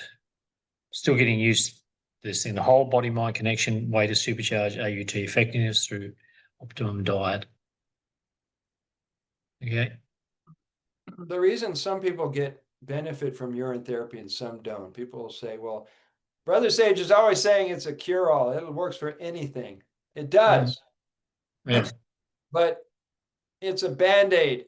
It's a slow path to regeneration if you don't change your diet, if you don't work out your emotional wellness, if you don't correct your attitude, if you have no connection to God or to spiritual life, it's a hit or miss for people. So it's a well-rounded lifestyle in which you have to bring all those different pillars of health together to really not only turn it around, but have a long, healthy life. Absolutely. So after being a holistic practitioner for 46 years, it's built into me. Yeah. Yeah. It's second nature now. Yeah. Second nature, or running along first nature. first nature. Yeah. This is Yeah. our first food, really. Yeah. If you think about it. So this is why this chapter is included. Okay. So people won't just think, well, if I drink it, I'll get better. Yeah, but if you're still drinking alcohol, smoking cigarettes, doing drugs, eating processed food, genetically modified food, or any of those things, it's going to be harder to recover. And that goes out to your friend. Yep. Indeed. So these are things that I ask my clients when we go into our consultations and interviews. What do these areas of your life look like? Can we look a little deeper and see what you can tweak and what you can change? Yep. And those that are serious get the results. I have some clients who they buy a package of 7. So each time we could cut away deeper and deeper levels of their thinking, of their belief system, programming, and they get insight. Some people get breakthroughs in really fast, like in one session, they get it. Okay. They realize what they've been doing to themselves, and they make a 360 change. Yeah. Well, the start of this year, I gave up alcohol and marijuana because I just didn't see the use of them anymore. The alcohol was easy to give up, but I was having the medicinal gummies, and think, oh, I need them for sleeping. I was just sucked in. It's another pharmaceutical suck in. Mhm. And I noticed Dr. Canner is the name of the company I was getting them from because it's a prescription. Yeah. And because I haven't been ordering this, and your November consultation is available whenever you want, and just drug, like you said, drug pushes. I see it so clearly now, and it's just freed me up. And I've been looking at your post where you write about abundance and the flow of everything coming in your way, and using affirmations. Just giving up those 2 addictions, I'll call them, has freed up so much energy. I don't have to go looking to, because it's really hard to get alcohol up here. You've got to drive 4 hours to the nearest pub to buy it, and it's $100 for a carton of beer. I just, one thing I don't have to think about. I can spend those 4 hours in the garden, and Or anywhere. not waking up in the morning feeling fuzzy because I was stoned before I went to bed. It's amazing. Yeah. Like you said, the insights, and I get it. Yeah. That's why I'm here with you now, because I want to delve deeper. Yeah. And Yeah. there are things like in the morning, I'm doing lemon water with maybe some honey and some turmeric and some black Yep. pepper. I've gotten to the point where I'm a minute. What's that? What are you drinking? Fresh baby coconut, Perfect. distilled water, half a lemon, and a pinch of Himalayan salt. Perfect. Perfect. Yeah. Yeah. Yeah. You reminded me, I'm going to pick up 14 coconuts this afternoon at a friend's farm. Oh, you can get them fresh in Kauai, yeah? Fresh coconut water, fresh coconut meat. It's not dried out, the dark kind you find at most stores, at least in the United States.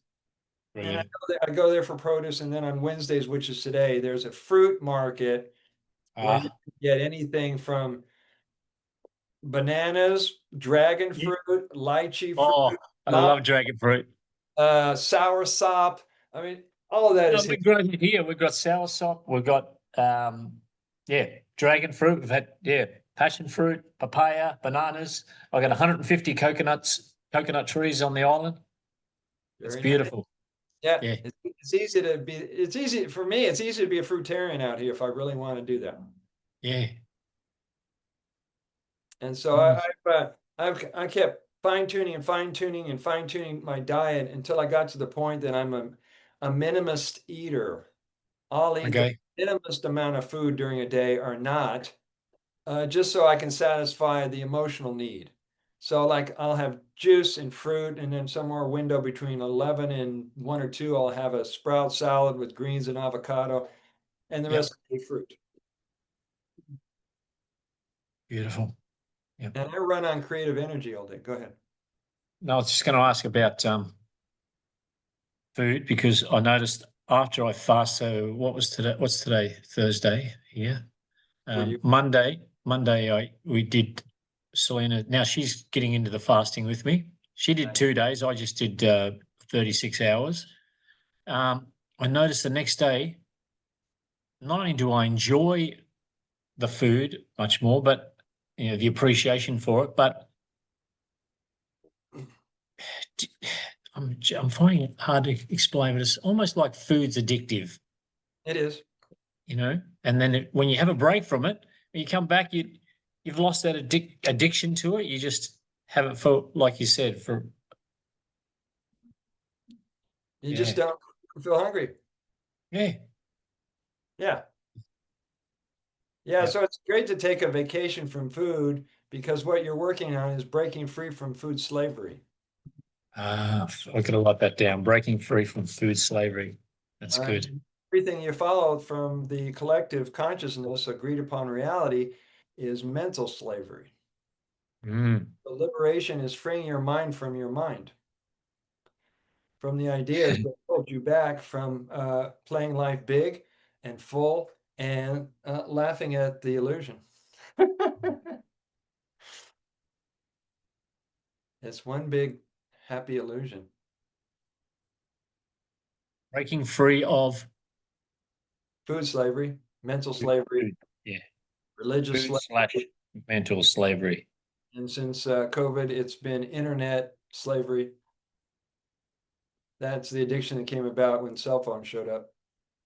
Yeah. I see people at the beach paying more attention to their screen than to their family or to what's happening on the sand in the ocean.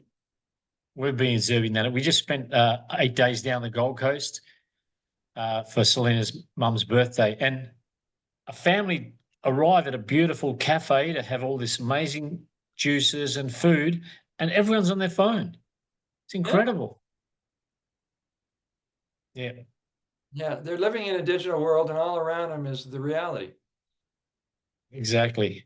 And if you've ever noticed, I caught this when I first started realizing I was addicted to the cell phone, is you're walking along and your head is inside this cyberspace and digital AI world. And then you pull away from the phone and it dawns on you that all around you is beauty and fragrances and things that you're missing.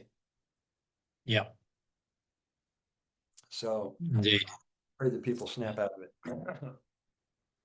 it. I'm just going to throw a couple more questions at you while they come, because otherwise, when you say, "Oh, do you have any questions?" Yeah, whenever. Okay. Do you have any retreats coming up at all? I know you were saying your vision is to build a healing wellness center in Asia Pacific, but have you got any? I haven't noticed anything on any of the internet stuff or websites or. Well, it's been since 2022 since I hosted any. Okay. One in Portland, Oregon, one in Oceanside, California. Mm-hmm. And so when my life slows down, I will put one together there. I've been researching the different venues here on the island, places that people can stay and people can do practices and silent retreats and sitting with a fire, talking about Shivambu, and just a matter of doing it. Yep. Second question relating to that is, if I host one on the island and get enough people together, would you come to Australia to do one? Anything's possible. Okay. I'm just putting it out there, because part of our thing of having this beautiful space is to host, people who can help generate health and vitality for other people. Yeah. I spent the last 3 years building relationships and getting roots here on the island. Yep. And I got to a point where I felt like if this was it, I'm happy. I'm home. Okay. Yep. And some people just don't like to travel anymore. I'm finding it less and less getting on planes and going through customs and all that sort of stuff. So just strips me of my energy, and afterwards I feel like a psychic zombie after being on a plane and going through all of that dehumanization. Yeah, I feel that standing in line, making sure your water bottle is empty, and either being scanned or denying it and saying, I don't do scanning, and whatever it's going through, I feel like, we're sheep Yeah, or cattle and they're running, and then everything that's exactly it, brother. set Yeah, up. You're in a room with thousands of people going to all these destinations, and all their range of emotions are bombarding all directions. So wherever you can get a place that's away from yeah, that, good luck on an airplane. that's it. And when I went to DIA, ever heard of Denver International Airport? Yeah, I heard of it. Yep. They got murals and murals on the walls of symbolic satanic rituals and symbols What? all over the wall. As you come up to the airport, there's this giant horse with red eyes, right? And that's their blue demon horse that welcomes people to the airport. And most people who dug really deep found out there's underground things going on all over the place. Let's get rid of this. Hang on a sec. Go right ahead. I won't stay on this subject anymore. Yep. I got off topic. Yeah. So that always gave me the heebie-jeebies whenever I went to international airports, whether it was LA or whether it's Houston or whether it's Denver. I was like having to on guard the whole time, just trying to keep myself centered. Yep. Breaking free of food slavery. I love that.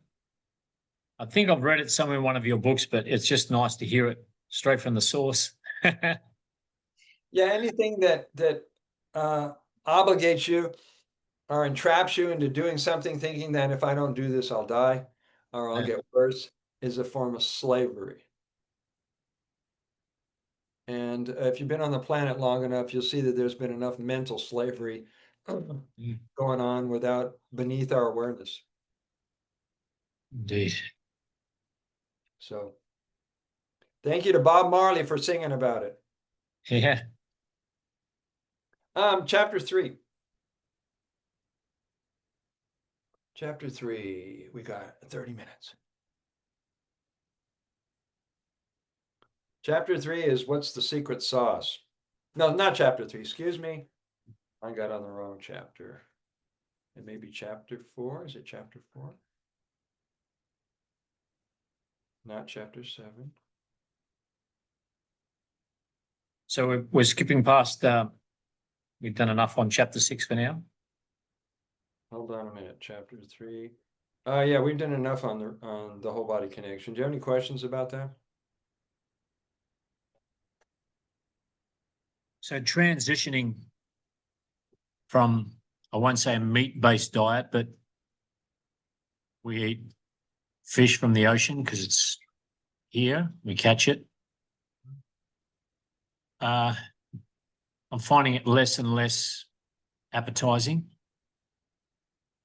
And also, they're another sentient being. Sure. So, but I don't feel I can just go boom, cold turkey like I did with alcohol and the weed.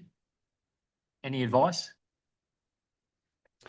Yeah, find something else that will satisfy you, that can bring you just as much oral and emotional pleasure that does. Okay. It's the same with any addiction. You have to find something else that fills that void. Yeah. And so one thing I like to do when I'm tempted to do those kind of behaviors or indulge in movies late at night or do things that aren't really on track for my work here is I'll just pull out prayer books and decrees and chanting and start drumming, and I'll do something to invoke spirit. Okay. That's good. Nice. And then you'll get better intuition and guidance about what course of action to take. Now, there's been quite a few people who went from being a raw vegan and a fruitarian to being a meat eater. And that's made its way across social media, right? And I see high profile influencers saying, oh, raw meat, raw fish, raw sushi, raw whatever. And they love it. I met a guy on the island, he eats meat 3 times a day. He loves it. Well, who are we to say, like, if your vibration's high enough, you can do anything, you could eat anything. However, if you have a conscience that's still intact, otherwise, because like you said, you're eating a sentient being, and all the adrenaline from their death goes into their meat. It goes in. Yep. And the only reason they can't maintain the raw food lifestyle is their belief system gets challenged, and they give up too quick. Yeah. Try to have an argument with a breatharian. You'll run out of breath, mate. Right. He'll outbreathe you every time.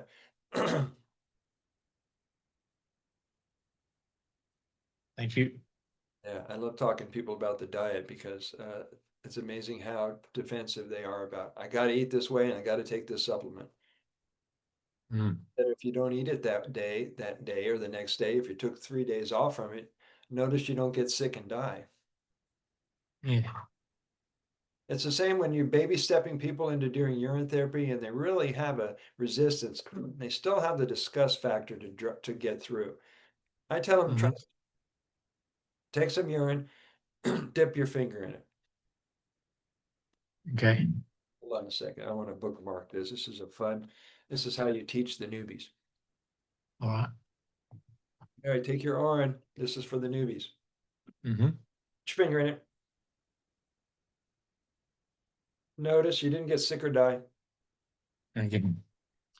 Second step, put your finger in it. Lick it off your finger. Notice you didn't get sick or die. So you're inching them way. The next step is to get them to get a dropper bottle and put a couple drops under their tongue. Okay. Move them up to a dropper full. Move them up. When they get to an ounce, they figured it out. You can let them go. Okay. And some catch on right away. And all you're doing is creating a neural pathway to their brain to have a positive association to replace the negative association. Okay. And the people who trust you will have an easier time to start. Okay. Because they've already got confidence in you've already proved yourself, and you're somebody that they can rely on. Because if I tell people just drink it, and they're not ready. Yeah. A friend of mine was teaching his friend how to do urine therapy. They're part of the Afro-American Black community. So they're sitting in the bathroom at the men's stalls, and his friend is overhearing the sound of urine in a cup. He was collecting it, and he turned to his friend and says, "You got to get into this practice of drinking this. This will change everything." Mm-hmm. It was very convincing, and his friend tried it. Now, can you imagine being introduced to urine therapy in the bathroom? That's got to push some buttons right there. Oh, yeah. So, any questions? Okay. I just put here, okay, so take your finger, dip it in. Just Dip a it. simple, yeah, to 1, 2, 3. Lick it off your finger. You didn't die. Drop of orange. Okay. Oh, on the subject of droppers, is it beneficial for you to drop orange into your ear canals? Oh, very much so. Yeah. Yeah, you want to get it to go down the eustachian tube. Okay. So you can clear out mucus, or you can clear out wax, or you can clear out whatever it is, and nourish ear function. Yep. All right. Okay, I'm happy to move on. Thank you. The other side, you put in a cotton ball. You can hold it for 30 minutes, whatever you can hold it before it drains out. And when it drains out your ear, or if it drains out your nose, if you're drinking it, laugh and smile and massage it over your face. Because you're really, this is your beloved in a golden liquid form. This is you loving. And so it's Loving good yourself. point that, oh, I dripped some on my face. Oh, why waste it? What was so funny to me, brother, is when I started doing Orin enemas, the first time it popped out of me and Orin was, pouring on the floor, I laughed my ass off because I realized I just disinfected and cleaned the floor. Oh, it was a different mindset. I'm going, oh, I did. It's not. It's perfect. Yeah. So there's some shifting that takes place in everybody on this journey. Mm, Things are not the way they appear. indeed. So chapter 4, and we'll see how far we get before we run out of time here. We're gonna get about 25 minutes. Orin is everyone's perfect elixir. How does it work? So from among the Orin constituents mentioned in Dr. Free's treatise, check out this list of nutrients that will knock your socks off. Now, this list of nutrients,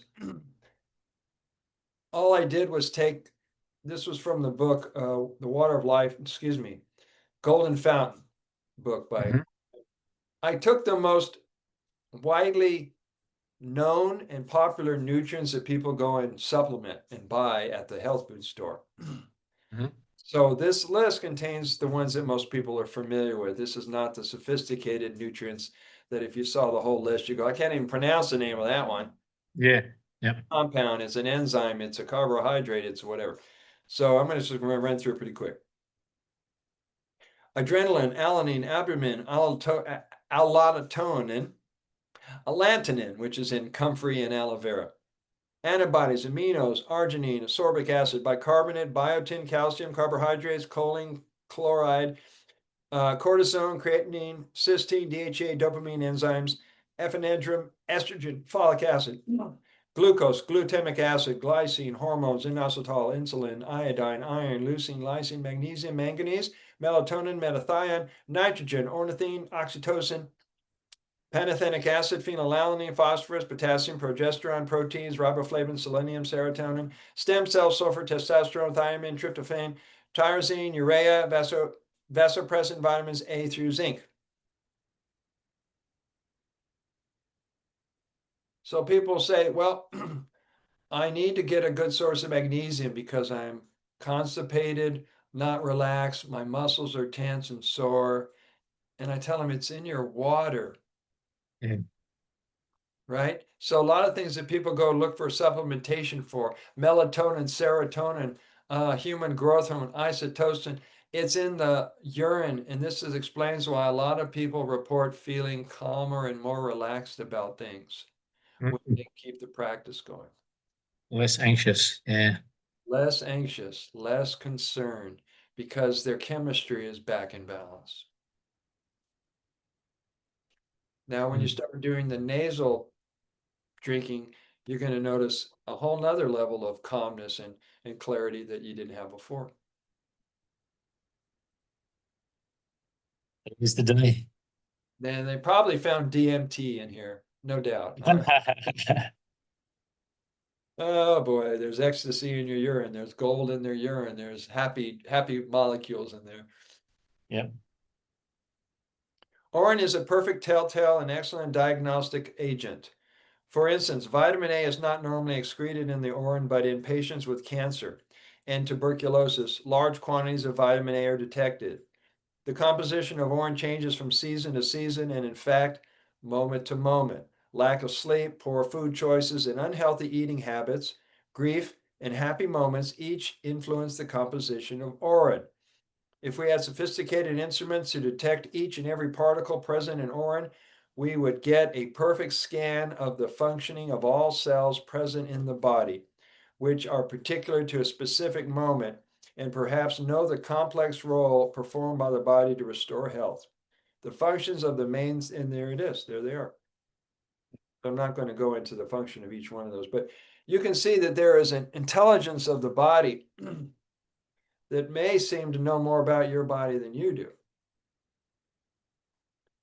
So it's behind the scenes, examining, calculating, measuring, running it through 1.2 million filters.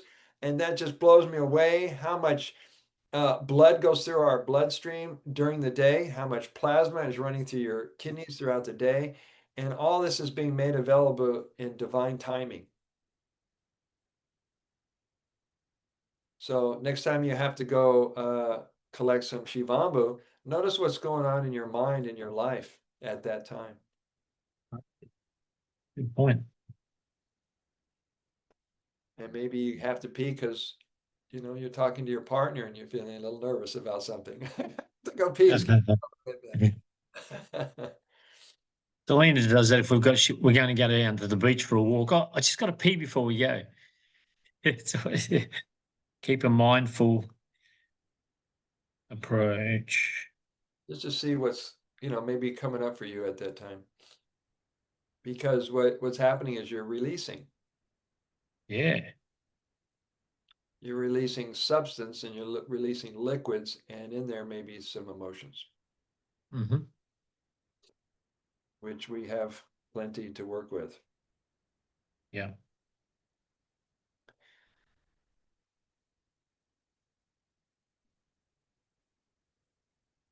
Urine is a structured living water that the body urinates that contains elements not needed at the time.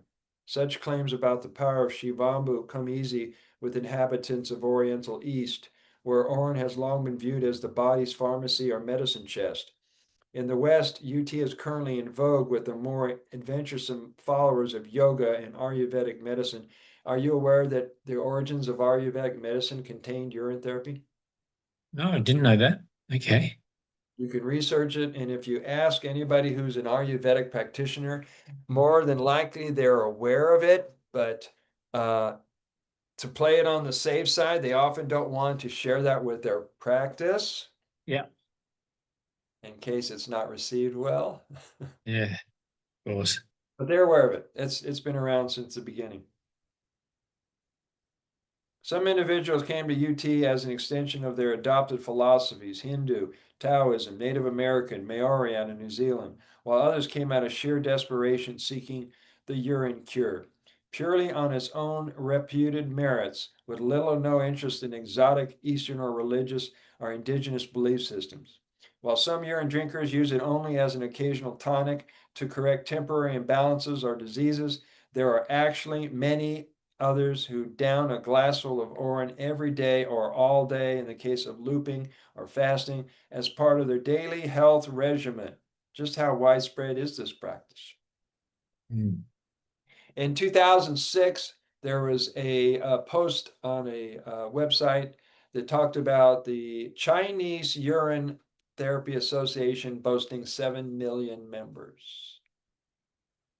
Germany was boasting 10 million members. So I kept finding these and come to figure out Doc Mike did his math and added up all these statistics. That's where he came up with 300 million users. Unreal. That's got to be some kind of tipping point. Are we like push the paradigm over yet? Getting close, I reckon. So in China, I believe, and I've read that that all the public urinals they collect the urine from there. Yeah. Yeah, and sell it back to the West. No doubt they sell everything to the West. Yeah.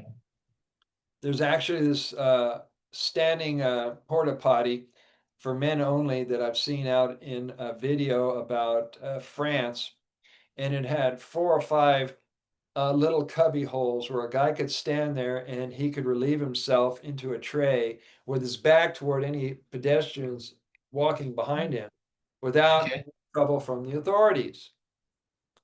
Well, during this video, this one guy, I don't know who he was, but I'd love to talk to the guy. He would put an empty coffee cup in one of the urinals, and after the guy relieved himself into the coffee cup and walked away, he would take the cup and drink it. And I thought, this guy is either pure genius or madman. I don't know, but it's like, I saw that on a video. I'm going, it's interesting how people are going to interpret that. Yeah. And that's the only place on earth I've ever seen those kind of standing urinals. Yep. So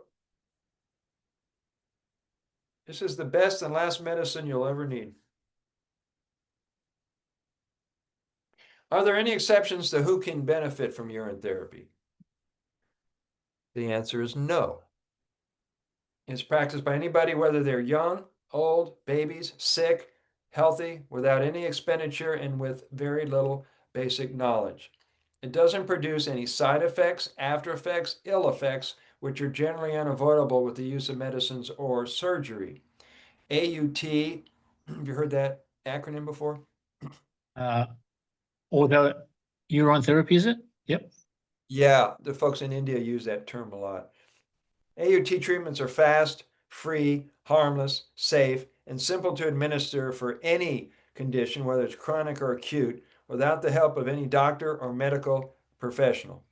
Shivambu devotees are healthy people who rely on UT to remain healthy, whereas a sick person can be free of their challenges very promptly. UT is self-evident, self-contained, and reliable source of the water of life. Mm.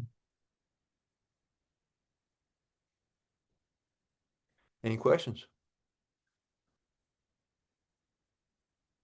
You had clients that had just been too disgusted and just say, no, I can't do it, and walked away from, hey? And walked away. Yeah. Yes, and there are people who did urine therapy and came back to it 10 years later. Okay. Yep. You know, hearing more and more that. I talked to a friend of mine this morning, and she says, I'm so glad we got to talk. I'm inspired again. I want to get back to the practice.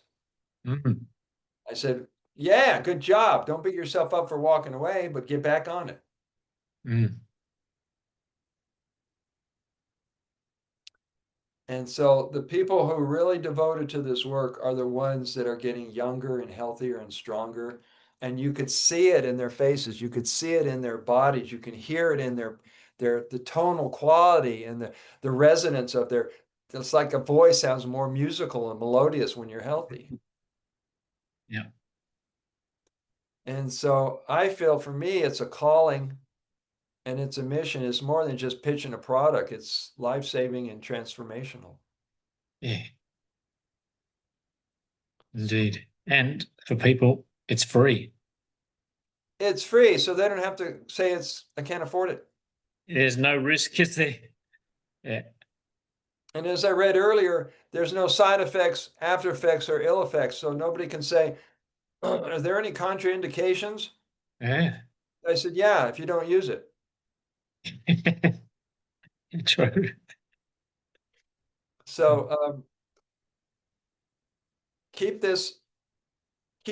I'm excited about working with you because the folks that have really embraced this, they're not shy about bringing it up in a conversation, either with people they know or new people that are really suffering and hurting with their bodies, and they're running out of options. Yeah. And these are the people who turn it around. Yes. And so I'm not shy anymore.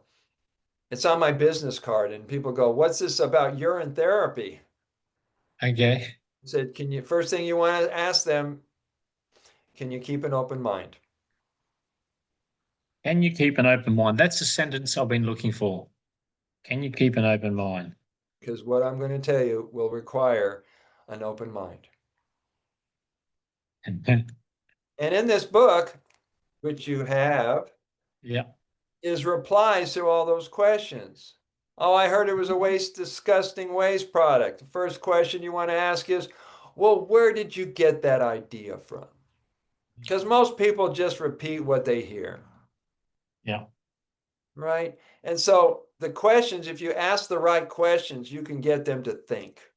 And if you can get them to think, you can get them to stretch their mind and take in a new idea they never would have considered up until meeting Stevie of Australia. And so it's always a thrill to me. And being on Kauai, it's amazing how many people already know my connection to this water. So they'll come up to me and say, are you the PP guru? I said, if you say so, yeah. So it's a thrill to be part of this movement. It is a movement because it's growing everywhere. There's like 26 groups on Facebook.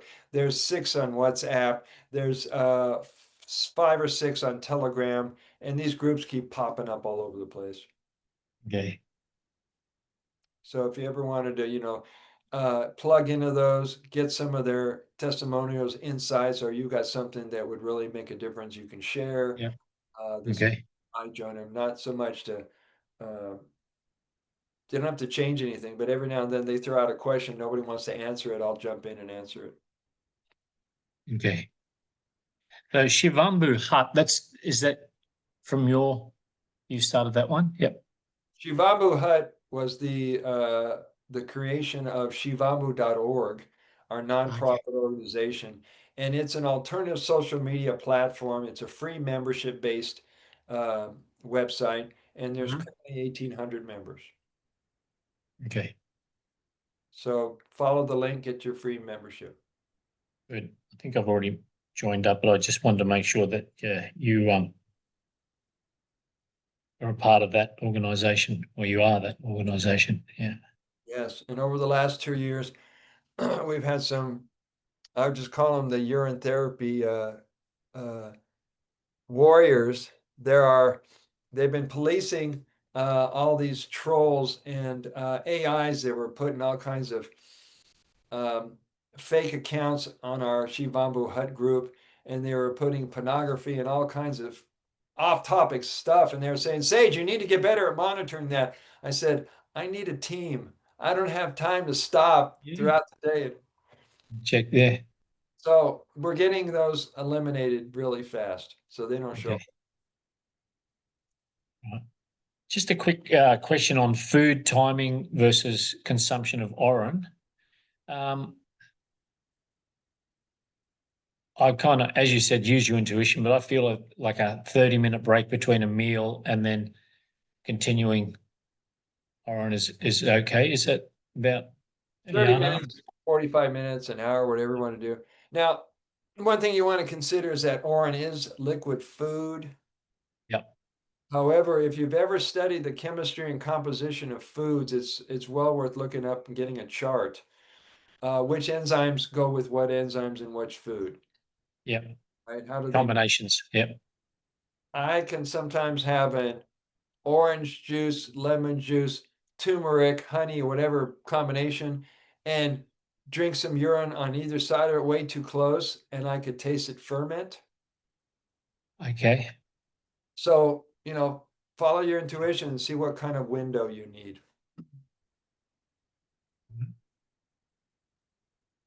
If something is undigested in the stomach, I don't normally will admit this, but I've actually thrown up urine because it was whatever wasn't digested the night before, it was still in my stomach. Yeah. Urine, boom, it's like doing wheatgrass juice or watermelon juice. It keeps up super fast. And I couldn't keep it in my body. And it's startling me that I'm throwing up urine. I'm going, what? Yeah. So being more aware of what you're consuming. Yep. Before sleep, like I've read that it can interrupt your sleep. Is that purely because you've got to get up and go for another pee during the night, or is it? Yeah, because urine is a diuretic. Yeah. Okay. It's kind of like a cosmic joke. It causes you to pee more, which is causes the body to give you more medicine, which is causing you to put it and recycle it back in your body, which is causing you to get better. Yeah. Right. And we get inconvenience because it either interrupts a great dream, or it's in the middle of something that's really important. And you go, I need to find some place to collect. Where can I go? Yeah. Now I keep a collection jar in my car. So as long as I'm in my car or near the car, I can collect and save it. Yeah. Later. Yeah. When you want it. Yeah. And so what's going to be helpful, if you haven't already, is design a system for yourself. Mm-hmm. So you build it in, where your containers are, where, if you got one of these things, this is in my hip pack. So throughout the day, I just feel like I need a little extra help, and I'll rub it on my face or whatever. And so it's built into your lifestyle, and that's your go-to. Yeah.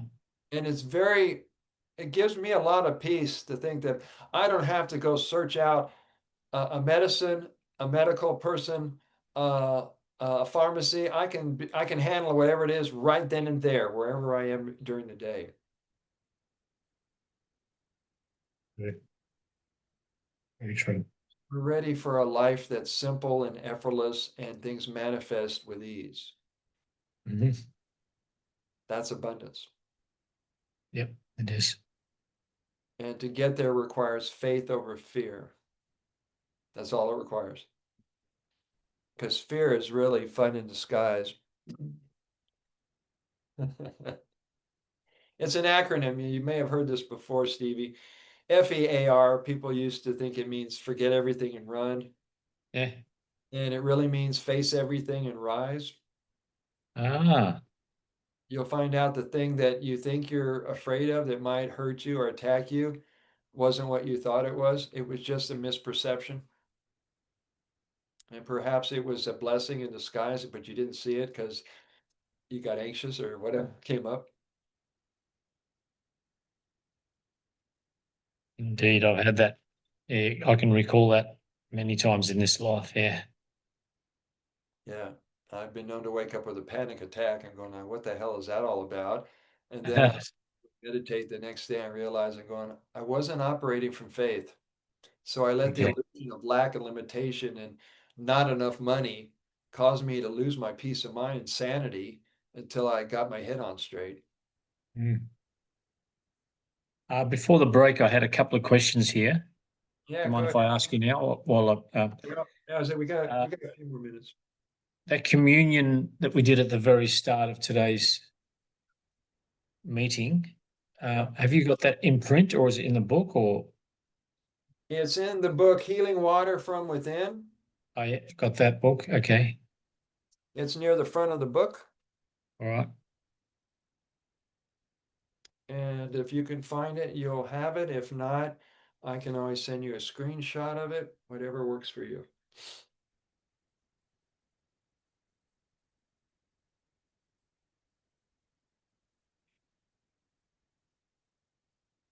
We're actually working on a new book. My last book was that came out this year was The Inescapable Book. It's a guide to inner peace and well-being. I don't know if you knew about that book. I've read that. Yeah. Very good. Sweet. So the new book, we're collaborating with an author out in California. The book is called A Fall into Water. And the characters in the book, their names are Oren and Golden. It's a brother and sister. Yeah. They go and they discover that the well in their backyard, which is always dry, all of a sudden has water in it. And they're gazing into the well of water and they fall into it. And then when they come out of the water on the other side, they've gone back to the year 1625 and discover this whole civilization of people who drink their water and never age. And these Brilliant. guys are medically trained, so they had to go through all the hurdles to realize that these people knew what they were talking about and they should go for it. And so when Yeah. they get their health back and they regenerate themselves, they're torn between staying in this blissful Shambhala environment or coming Yeah. back in 2025 and bringing this news to the world. Oh, wow. And it's a great adventure, and we're working on finishing the manuscript right now. It sounds great. I'll look forward to it. Yeah, I thought Dustin it was a brilliant way to teach about urine therapy without even using the word in the book. Yeah. They call it first water. First water. Okay. That's great. Um, Inescapable book was great. Kudos to you for that one. It's Thank you. excellent. That book is accumulation of 35, 40 years of doing those practices to make sure that I could be at peace no matter what was happening. I could change the way I'd been perceiving things and get my life back. And so that came through me, and it's been helping people. Mhm.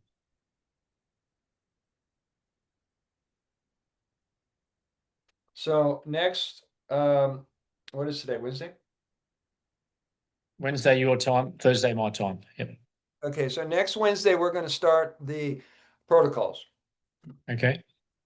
And what I've offered the worldwide community, and I still want to extend that offer, is anybody wants to drop in and take these classes, even if they missed one, they Yep. can still register and complete the whole series with you and whoever joins in. Okay. I feel pretty honored to have a one-on-one today. I wasn't expecting that, so thank you. Oh, of course. Thank you. This Friday is the beginning of the beginners urine therapy classes. Okay. For people who are just dipping their toe in, so to speak. Yes, and finding out they didn't get sick or die.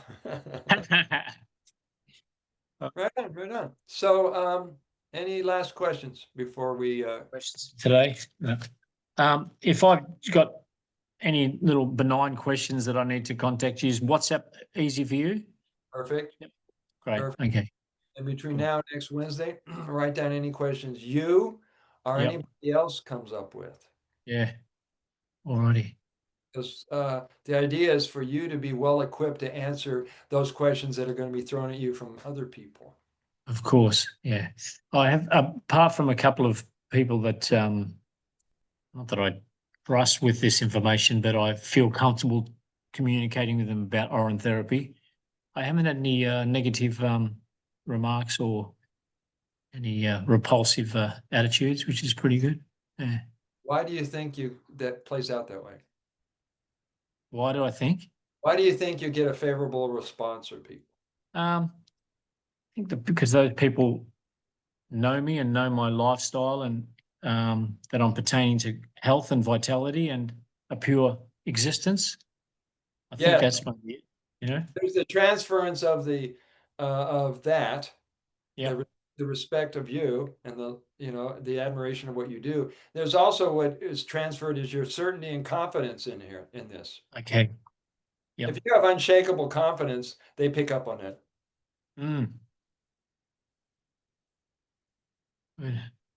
And I've had to learn that from being hit with naysayers and doubters and critical people on live podcasts.